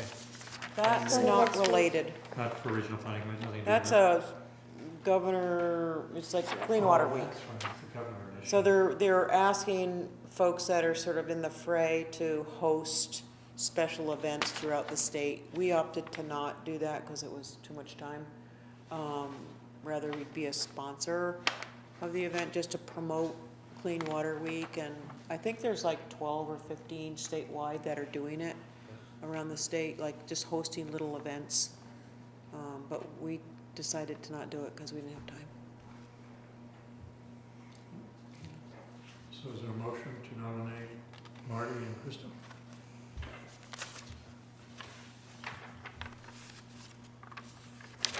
I'll make the motion to nominate Marty Illick and Krista Hostas to the Clean Water Advisory Committee for a term of July 1st, 2017 through June 30th, 2019. It's 2 years. It's 2 years. Do you want to designate Krista as the alternate? And Krista will be the alternate. Second? So, oh, yeah, you gotta do Go that. ahead, we're waiting for comments now. Oh, so do you guys have feelings about priorities or focus areas, or we can talk about it later too? You'd have to lead us a little bit on Sure. what's happening, I think. That's fine. It's not quite sure what the scope of the committee's Right. work is. Tends to be somewhat focused on the MS4 towns a bit. There's a subcommittee for MS4 towns, but, There's an MS4 committee and there's a Clean Water committee. okay. So they do meet back to back. And so the MS4 groups have been meeting for quite some time now. And their focus is really on education. And those are the core towns. The stormwater impaired towns, the more urban towns. And so Shelburne is one of those. And we're adjacent to Shelburne, like Heinsberg, like we're the non-MS4 towns. So we haven't been deemed impaired for stormwater yet. And so our MO would be to not become impaired, ever, because it costs a lot of money, at the least. So I would think that's what we would want to focus on as a municipality, is what can we do to educate ourselves to not go down that highway? Because of course, the ones that are stormwater impaired, like for Shelburne, for example, their little Monroe Brook watershed, which is a small portion of their town, just got designated as impaired, and it's a $7 million tab to quote-unquote restore. Who pays for and that? Big dollars. I mean, you just don't even want to go there. And they did that under full regulatory compliance from day one up until their impairment status. So it's weird, but real. Part of this is not having a stormwater system, per se, isn't it? Having inadequate stormwater to manage the I mean, once you start flows. putting in drains with pipes, if you never start that, then it's a little bit harder to be impaired if you don't. Yes, and again, they went by the regulatory requirements. So they went by all stormwater rules of the day. And when we asked the state, why did this happen this way? And they said, because we didn't know any better either. You know, like we're all learning about this. So it sounds nasty, but it's very real. And we just know a whole lot more today than we ever did 20 years ago. And so it kind of hit on them very, very hard and very unexpectedly. And I don't know how much you're following it, but Shelburne's about ready to link on with South Burlington to do the stormwater utility approach to paying for their more robust stormwater infrastructure needs to get out of their stormwater mess. Which is independent of their wastewater, or it's Oh, yeah, linked to? it's very, Independent. it's just stormwater, Just stormwater? just stormwater, Wow. just pipes. So like, we've been doing the McCabe Sidewalks. study, sidewalks, like the lower McCabe's Brook, you know, we're the upper McCabe's Brook, Shelburne's the lower McCabe's Brook, and all of the lower McCabe's Brook is, That's it's where- about ready to become stormwater impaired. That's the teddy bear factory? The school street neighborhood, the Shelburne Community School, Yeah. all down in there, Bay Road, all the pipes from Shelburne Museum flow down. So way up, it's a big drainage area. And all those little pipes that went in 40 years ago, they're like way too little. They discharge directly to the stream. It's like they're in a big fix. They need a very, very, probably a federal funding to get out of there. So anyway, we're very rural, but we just want to pay more attention, I feel, to our build-out as it shakes out, to not even incrementally go there. You know, so that's sort of the general thing, but the more immediate thing is the municipal roads permit. Is that part of the national thing, the NPDES? What, The, this MS4 status? yeah. Does that tie into the federal rules? It's related because you have to get a stormwater permit for certain things now, which would be the NIPD's thing, which comes down to the state stormwater permit, which is what that is. Really, the only thing that we have as a town to look out for is impervious area of over, what is it, Yeah. an acre, 2 acres, so when someone has a big parking lot, development, building, what have you, that's when we There's should be very really little in our careful. town that would trigger that kind of a permit requirement, but like in our Ahead of the Storm program, we'll have like our engineer go in and say, here's what you'd want to do to manage that drainage area. Like Nordic Farms, that's a huge. Like Nordic Farm or, like, you know. Or the industrial center. Does drainage tile for agricultural fields tie into this in any way? In a way, in a way it does. I mean, because like the way we like to see ourselves manage things is by monitoring and knowing what's coming out, what's hitting our streams, which flying into Lake Champlain. So whether it's an ag thing or a school or a garage or a town, it all flows into that stream and we see it. So, you know, we curve our monitoring stations up into little sub sheds, we call them, little drainage areas. And so we get to see, okay, that looks like that's the hot spot. And so we just sort of follow it closely along the, you know, as the years go on and get to know like what kind of capacity we have in our streams to like pollute to a point where we're not impairing ourselves. You know, that's the idea. Well, that came up with the East Thompson's Point thing and the statute that gives the town the authority to anytime someone adds to or changes drainage into a town ditch, that they're supposed to have the town's approval. So. Yeah. But I think we have the authority to do that, we just don't, I mean, I think I drafted something once upon a time about. Yeah. we could- No, it's an idea that's sort of alive and active, but sort of sitting there and needing to like be nudged, and like tile drains and farm fields. You know, legislation is saying for tile drains, is still in committee, but there's like conversations about, well, if you're gonna tile your fields and have all that extra water fly into a ditch or a brook, you need to be accountable for that. So that means, and it is still debatable how it's gonna shake out, but should the farmer measure the water? Should they map it? You know, who's gonna do all this business so that we can all know how to act over Well, time? maybe somebody dumps water into an existing ditch and now it's overwhelmed. And not only do you end up with erosion problems and probably water quality problems, depending on what they're dumping in there, so that. And towns have the authority to do things municipally versus waiting for the state to do everything. But I feel like if we just track things and know it, then it can be a conversation held by all parties. That way, so who is the best party to do this? And at least make sure the conversation is being had at the right time. And I think that my comments and what I scribbled up before was to put the burden of the cost on the person proposing to increase the water flow, so it's not the town's job Yeah. to figure out how much water you're adding. It's the property owners who's proposing the change is the one that has to do whatever they have to do Yeah, to it to gets satisfy the tricky, but question. yes, that's the concept. Like the Big Oak Lane location, that was one of our ahead of the storm sites, just because they were interested. And we were interested to do a land use like that, like a small development. And, I mean, already that development is 10 years old. It's already incising the local brook. It's already sediment deposition in the stream, phosphorus loading. And we could not get state funding, because it just didn't meet the criteria that they wanted a more polluting situation and that kind of thing.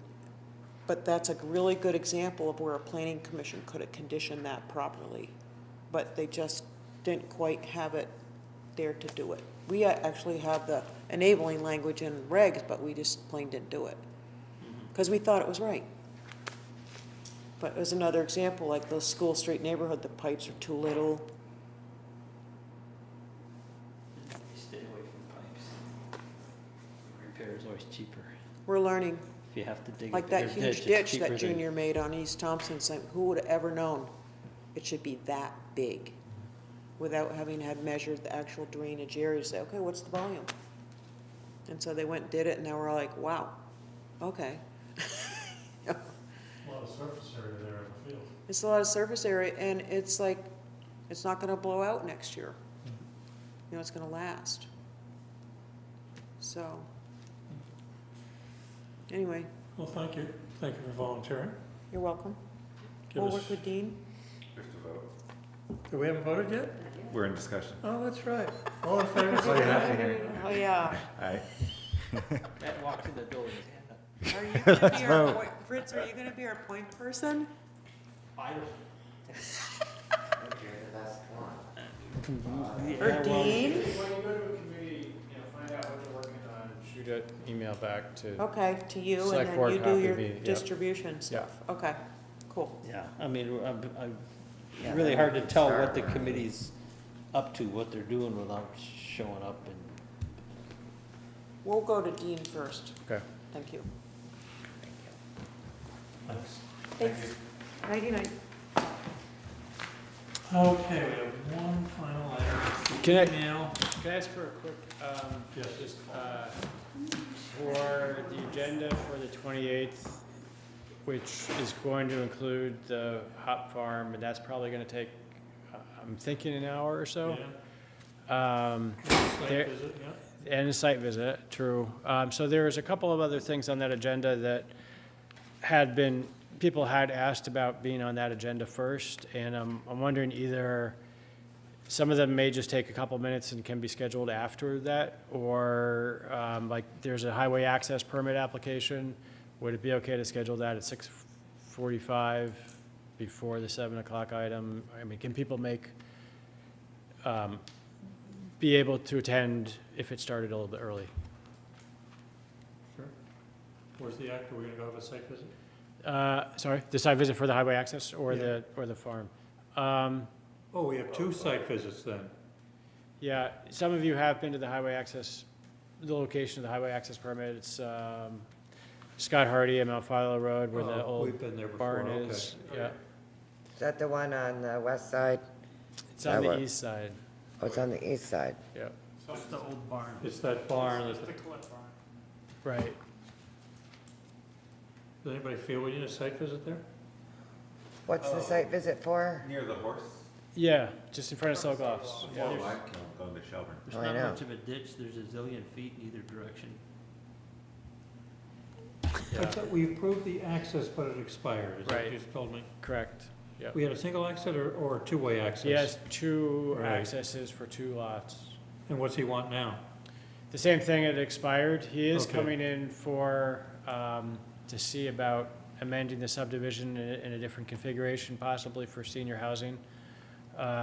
So that may change again, but at this point, it's basically, he's applied for the same thing he had before. I don't think that needs a site visit, we already looked at it. I don't think it deserves. Voted on it, just be I out mean, there. I'll probably need to schedule it anyway, just for in case neighbors want to do it, but Okay. if no one wants to show up, that's fine. So we'll have a site visit at the Hop Farm at 5:30. That's gonna take a good half hour or more, right? There'll be a lot of people there, all the neighbors will be there. Well, and there's a few different property lines that I think people are There's gonna different fields, wanna you're look right, at. there's the building. It's gonna be like the Pond. ponds, it's gonna be like the State Park Road, like we walked it for a couple hundred yards. So 5:30, it sounds like. Yep. And then back here at 7, from 7 to 8. And I'll just put everything. You say 5:30, but how, so when does the visit start, exactly at 5:30? 5:30 to 6:30, 6:45, and then back here, so an hour and a quarter? Okay. So start the meeting at 6:45? Yes. Okay. So it gives us an hour. And transportation. Okay. We just charter a Jet Ranger and fly over. Huh? Just charter a Jet Ranger and fly over the field and get it over with in 10 I minutes. think we're gonna operate a drone from here. There you go. Have it Yeah. up on TV. Get my kid up and Anything get else new you wanna batteries add? for his. Do we need to, this is not on the agenda, so it's been all, we've all seen it about the dental insurance thing. Do we need to have a meeting? What's? I guess that'd be Orthodontia insurance, I think it is. that would be a question whether you want to add that to an agenda. Should. Yeah.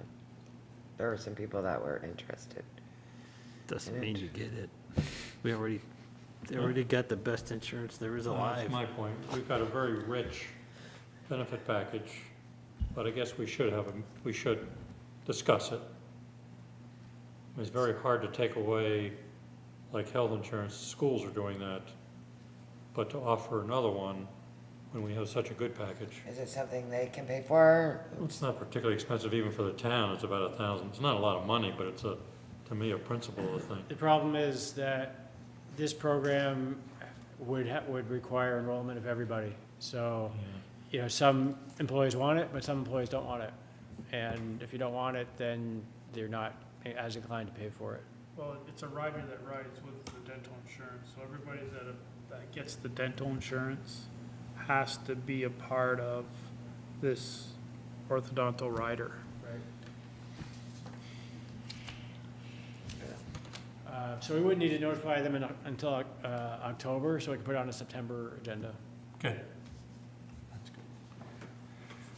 Any other things before we, on the hops, other professionals, you brought it up, we ought to invite, didn't you say, who, you said we ought to invite, Vermont Land Trust? Although it sounded like from that neighbor that there were 3 grantees. Well, that's typical for all Vermont Land Trust projects. I mean, Vermont Land Trust is sort of the organizer of the easement, and they enforce the easement, they do stewardship.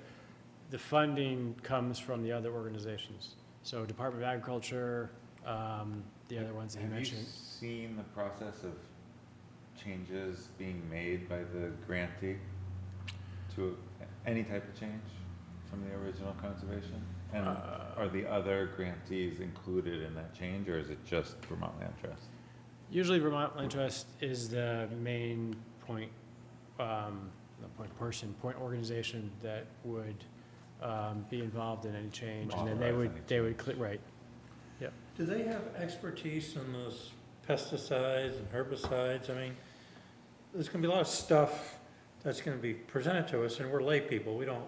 That's federally mandated, as a farmer who's had a little exposure to that. So what's your? It's all, you have to have license to apply the products. The federal government says how and when it's applied. And my opinion on that would be for us to try to stick our nose in federal government pesticide regulations would be absolutely absurd. But it's one of their 6 or so contentions. Well, I think That's I think what I was separating in that letter is, I think they were highlighting every issue that as neighbors they have. And as residents, the select board is a municipal representative of them. I think it's our job to look at that letter and say, which of these things are in our jurisdiction, like Fritz is saying, and which are concerns of residents that have other avenues. The pesticide thing, as much as it concerns me, and from Marty's perspective, that getting into the water supply and into the streams, it is federally regulated, and there's no So they get a permitting license, they on, get a license. there's no permitting other than the licensure of the applicator. And then after that, if there's an infraction, it goes through the courts. Okay. And it happens, unfortunately, or for whatever, better or worse, it happens through an infraction actually occurring and then having been determined by the courts as having occurred, and then a penalty is assessed. There's- there are some egg ponds that I physically have seen that are super fun cleanup sites. Because the stuff that can concentrate in those egg ponds can just be 5-legged frog kind of stuff. And the only thing I got out of that letter, and sorry I missed, I guess there was some discussion, was the only thing that I thought the town had regulatory charge was the ponds overflowing into town drainage. They should be prohibited from overflowing into town drainage. Cover them, line them, whatever you need to do with it. But you can't take your ag pond and when it overflows into town water. I would say, do whatever you have to not do that.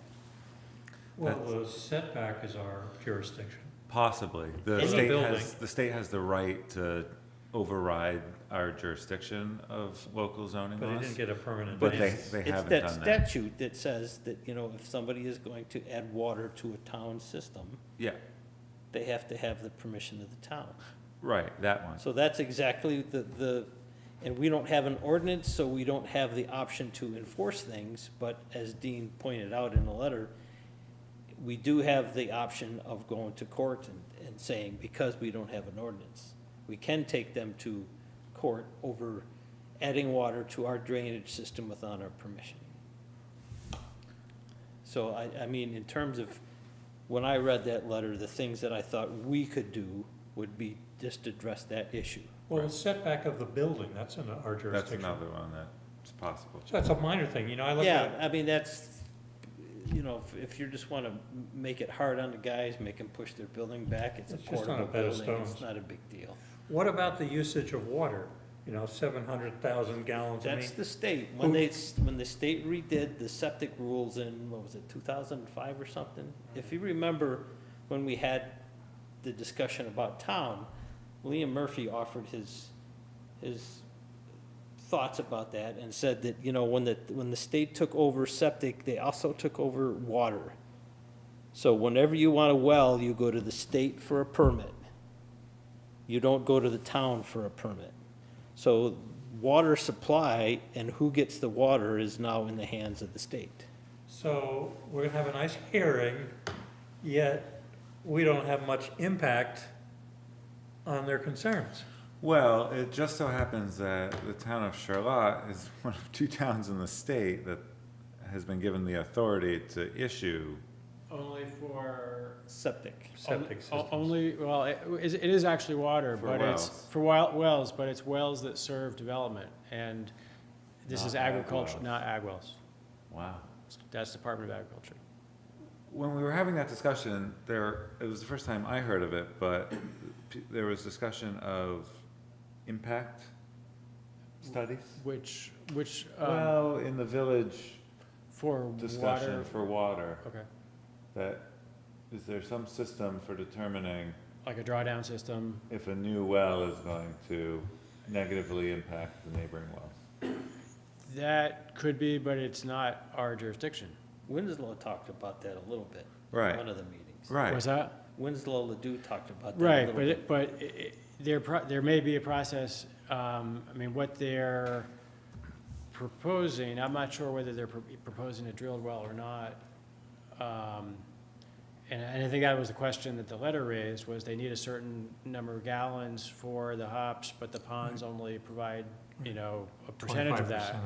But it's still not falling under the potable water, wastewater permit process. That's all, what they're proposing right now is for agriculture. So it's not part of the delegated.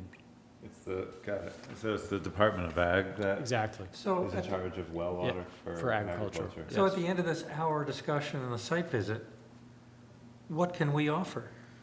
I think a clearer sense to the local neighborhood of what we can and can't offer. At Which best. isn't much. It might not be much, and for us, I think it puts on our radar the potential of, having an operation in town that might be polluting, and something we'd want to think about a monitoring system for. Because it is our water supply, it is going into our streams, which we're responsible for going into the lake. If they control, if we tell them you're not allowed to increase to empty your facility into our ditch, then they're either, for the most part, collecting what sinks into the soil through their tiles or collecting what runs off into their own system. But if they do, I think we should at least do our homework and figuring out, if we're required to do A, B, and C by the state because of pollution caused by one operation, we should have done our homework into how that operation would ameliorate the town. I would be of the mind to say, use your water, none of it can come into our ditch. So you own it, you treat it, you collect it, you recycle it, but you can't overflow your pond into our ditch. Your fields can't run off. You maybe need to have your secondary drainage system involved.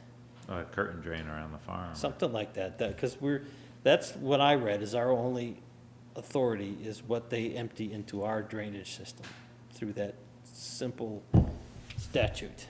Okay. The rest of it is well-regulated and by federal and or state.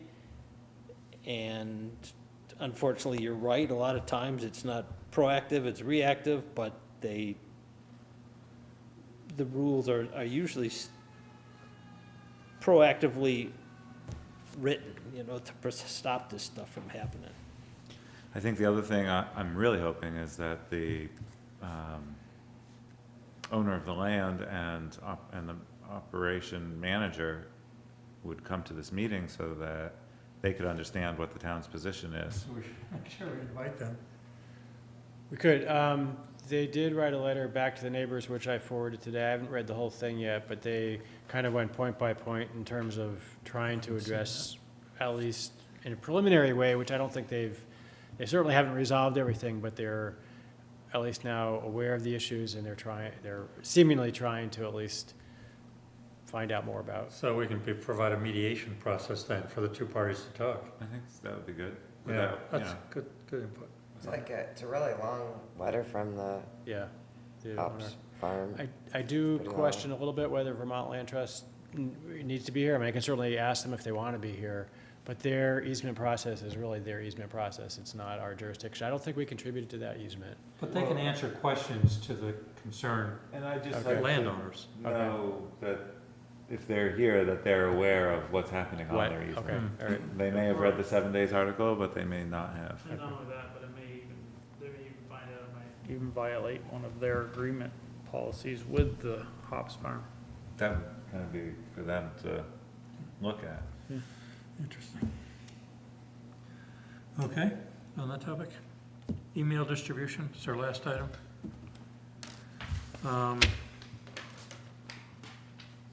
Carrie, you've requested that all I emails. didn't demand, as the letter says, Okay. as Dean's note says. I don't believe I demanded them. I didn't say the word demand. I think you said I want. All right. I think my thought on this is a universal subject that employers are entitled to their employees' work emails throughout the country, as far as They I know. are or they are not? They are. I mean, the boss, if someone's doing work on email and the boss wants to see their emails, Oh, I see what you're saying. they can. I think we fit into that realm of rules where the board is technically the employer, and I don't feel any or all of the board members should be entitled to the same privilege, I guess you would say, as everybody else, that if they want to see the emails of any of the employees, whether it's Dean, Joe, Daryl, elected officials, I guess are probably outside of that, recreation director, anybody that's technically an employee is subject to getting their emails reviewed by the employer, as far as I know. And I totally agree with that, and I said that in the staff notes. In addition to that, it's public information, I'm a public official, it's able to be seen by select board members or members of the public. Carrie has asked for emails, and I've sent them to her, and I agree with that. What I guess I have a concern about, the three issues that I have a concern about are, one, just the time it takes. Every email, I can show you the email that made the request, but she said as it comes in, every email gets forwarded to her. Just the time commitment for that. There's 50 or 60 emails a day, plus emails that I send. And then there's questions of, there's sometimes occasional back and forth, so that I have, I'm in contact with somebody, gathering information, and then each one is going to Carrie, and sometimes that information may be incomplete, but it's going to appear that, there's a process, and you don't know when the process is complete because there's multiple emails. So then you may think, okay, well, this is what Dean is planning to do because this email says it, and it may not be true. Maybe there's I'm planning a couple more interactions with this person, and then so there's the possibility, and I think it's a good possibility, that will be shared, or you'll be asking questions that may not be ready to be shared.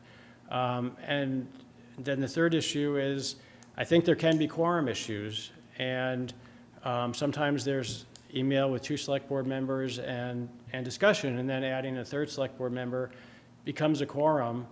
And actually, example of that, it actually wasn't an email of mine, but you responded to an email of Mary's with a quorum with all select board members on the issue of, it was regarding the orthodontic rider, and that basically was you created a public meeting without warning it, and that is not in keeping with the open meeting law.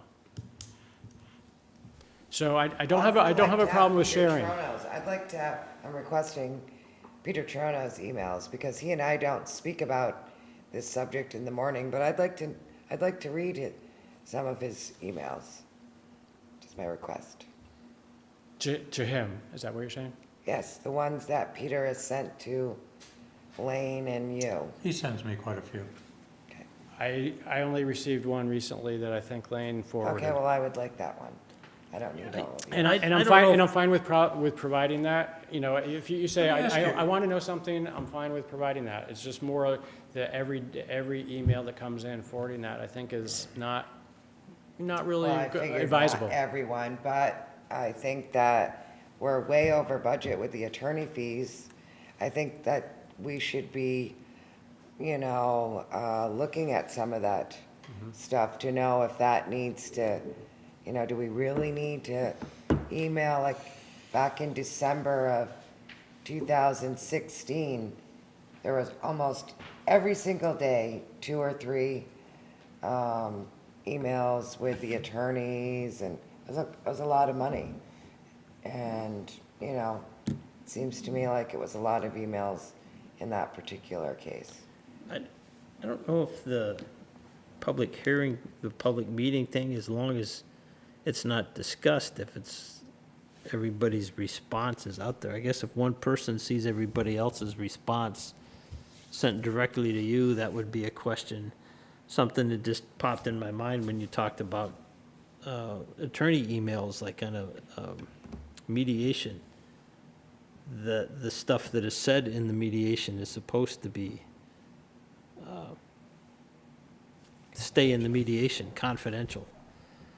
But I guess I'm supposed to share that with the select board, but it's not, I guess that would have to be something done in executive session. What do you do when someone, well, it's Peter Trono, he asks me my opinion a lot. I mean, we could be having coffee, so I don't see him that often, he sends me emails, he asks me my opinion. I mean, does that really go prime time to everybody? He's just... I don't need it. I don't know. I want it if it goes to Dean. You're not an employee, you don't count. You're an Okay. elected official. Okay. I mean, people are asking all of our opinions all the time, and they're trying to sway us, but I don't think it's worthy of prime I time. tell them, don't email me, I'm gonna do it. Talk to me behind the barn, no emails. Yeah, Say come to a select board. I do most Yeah, of mine. I in appreciate person. your input. Join us. So I guess my thought is I don't know, the only hard part, Dean, is how do you ask for what you don't know is there? That is a tough one. That's really I don't think anybody wants to see all of them, but it's hard to know that, well, I wanted to see that one, but you didn't know it was there. So I don't know how you deal with that.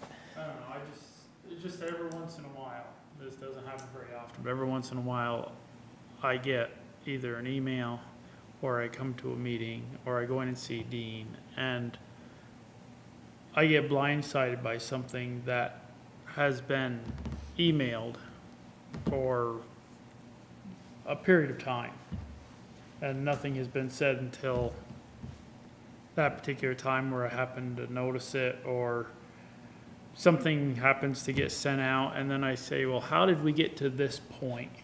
I didn't see that. I've And- been there before too. You know, and try to figure out, and I'll go to Dean, and Dean will say, well, I sent you something, and sometimes he has, and I've overlooked it. I think And- the cleaning contract or request for a And bid. you're right, was the most cleaning recent. contract, you know, because it really, it didn't come before us to approve Request for bid. the request for bids. So we didn't approve the paper. Oh, the request for proposal. Yeah, we didn't approve the proposal, the request for bids here. So when I got an email that says, These are the bids. these are the bids, or I got an email saying that all the bids will be opened on such and such a date, I didn't know about that date. Cause I didn't, again, he sent me the thing saying about the proposals, but I didn't have a date to work with, so it's a balancing act, I know. It's a challenge for Dean because each one of us wants something different. I know, that's exactly what I was thinking. And it's like, and then, Val, you've been here, what, 12, 14 years? Seen select board people come and go, and it's Yeah. like, just when you get something figured out, they change, hell, I gotta start over. But I agree with Carrie, at some point that I'm frustrated, there's stuff that I would have liked to know about that I didn't know was going on. But I can't come up with a clean, if you send me every email, I'd just be hitting delete as much as you send, because that just inundate me with paper. I don't have time to read every I wasn't one. looking to make your job so much harder. I was just looking for it to be, you're representing me, I want to know what you're representing me with, what you're saying. So, I don't know either how to do that. I guess it's. Maybe I'll just request certain subjects, stuff, how's yeah. that? Yeah, that Every- makes sense, like you asked You know? for trails, I thought that was good. Right. You're thinking about something, and you asked for the trail, I thought that was good, I mean, you deserve to see all of that. You had a date, and Right. what's going on from here to here. Yeah. I thought that was perfect, Yeah. you know? Well, I was trying to not be You know, I'm not looking to be a pain, I'm looking to just have as much knowledge as I Sure. can. No, that's fair. to- And maybe just make it clear what subjects, like I've told Dean, anything from the bridge people, anything regarding roads, you know, send it to me, like Right. the tax stuff. I That mean, is helpful, because then I know the topics, and then I can. That you're you know, interested, we're interested Well, in. it's the committees we're on. I mean, from our first day of the season, you know, we all said what committees we're going to be on, the library, you know, the That's senior center. Good guideline too, whatever Right. Yeah. we're liaison Right to, here, if the anything is. liaison. Yeah, copy, yeah. That's a good way to deal with it. Very good.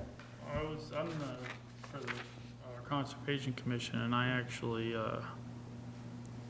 got Amos to put me on their list, so I actually get their emails, her agendas, and everything, so. Yeah, you're here.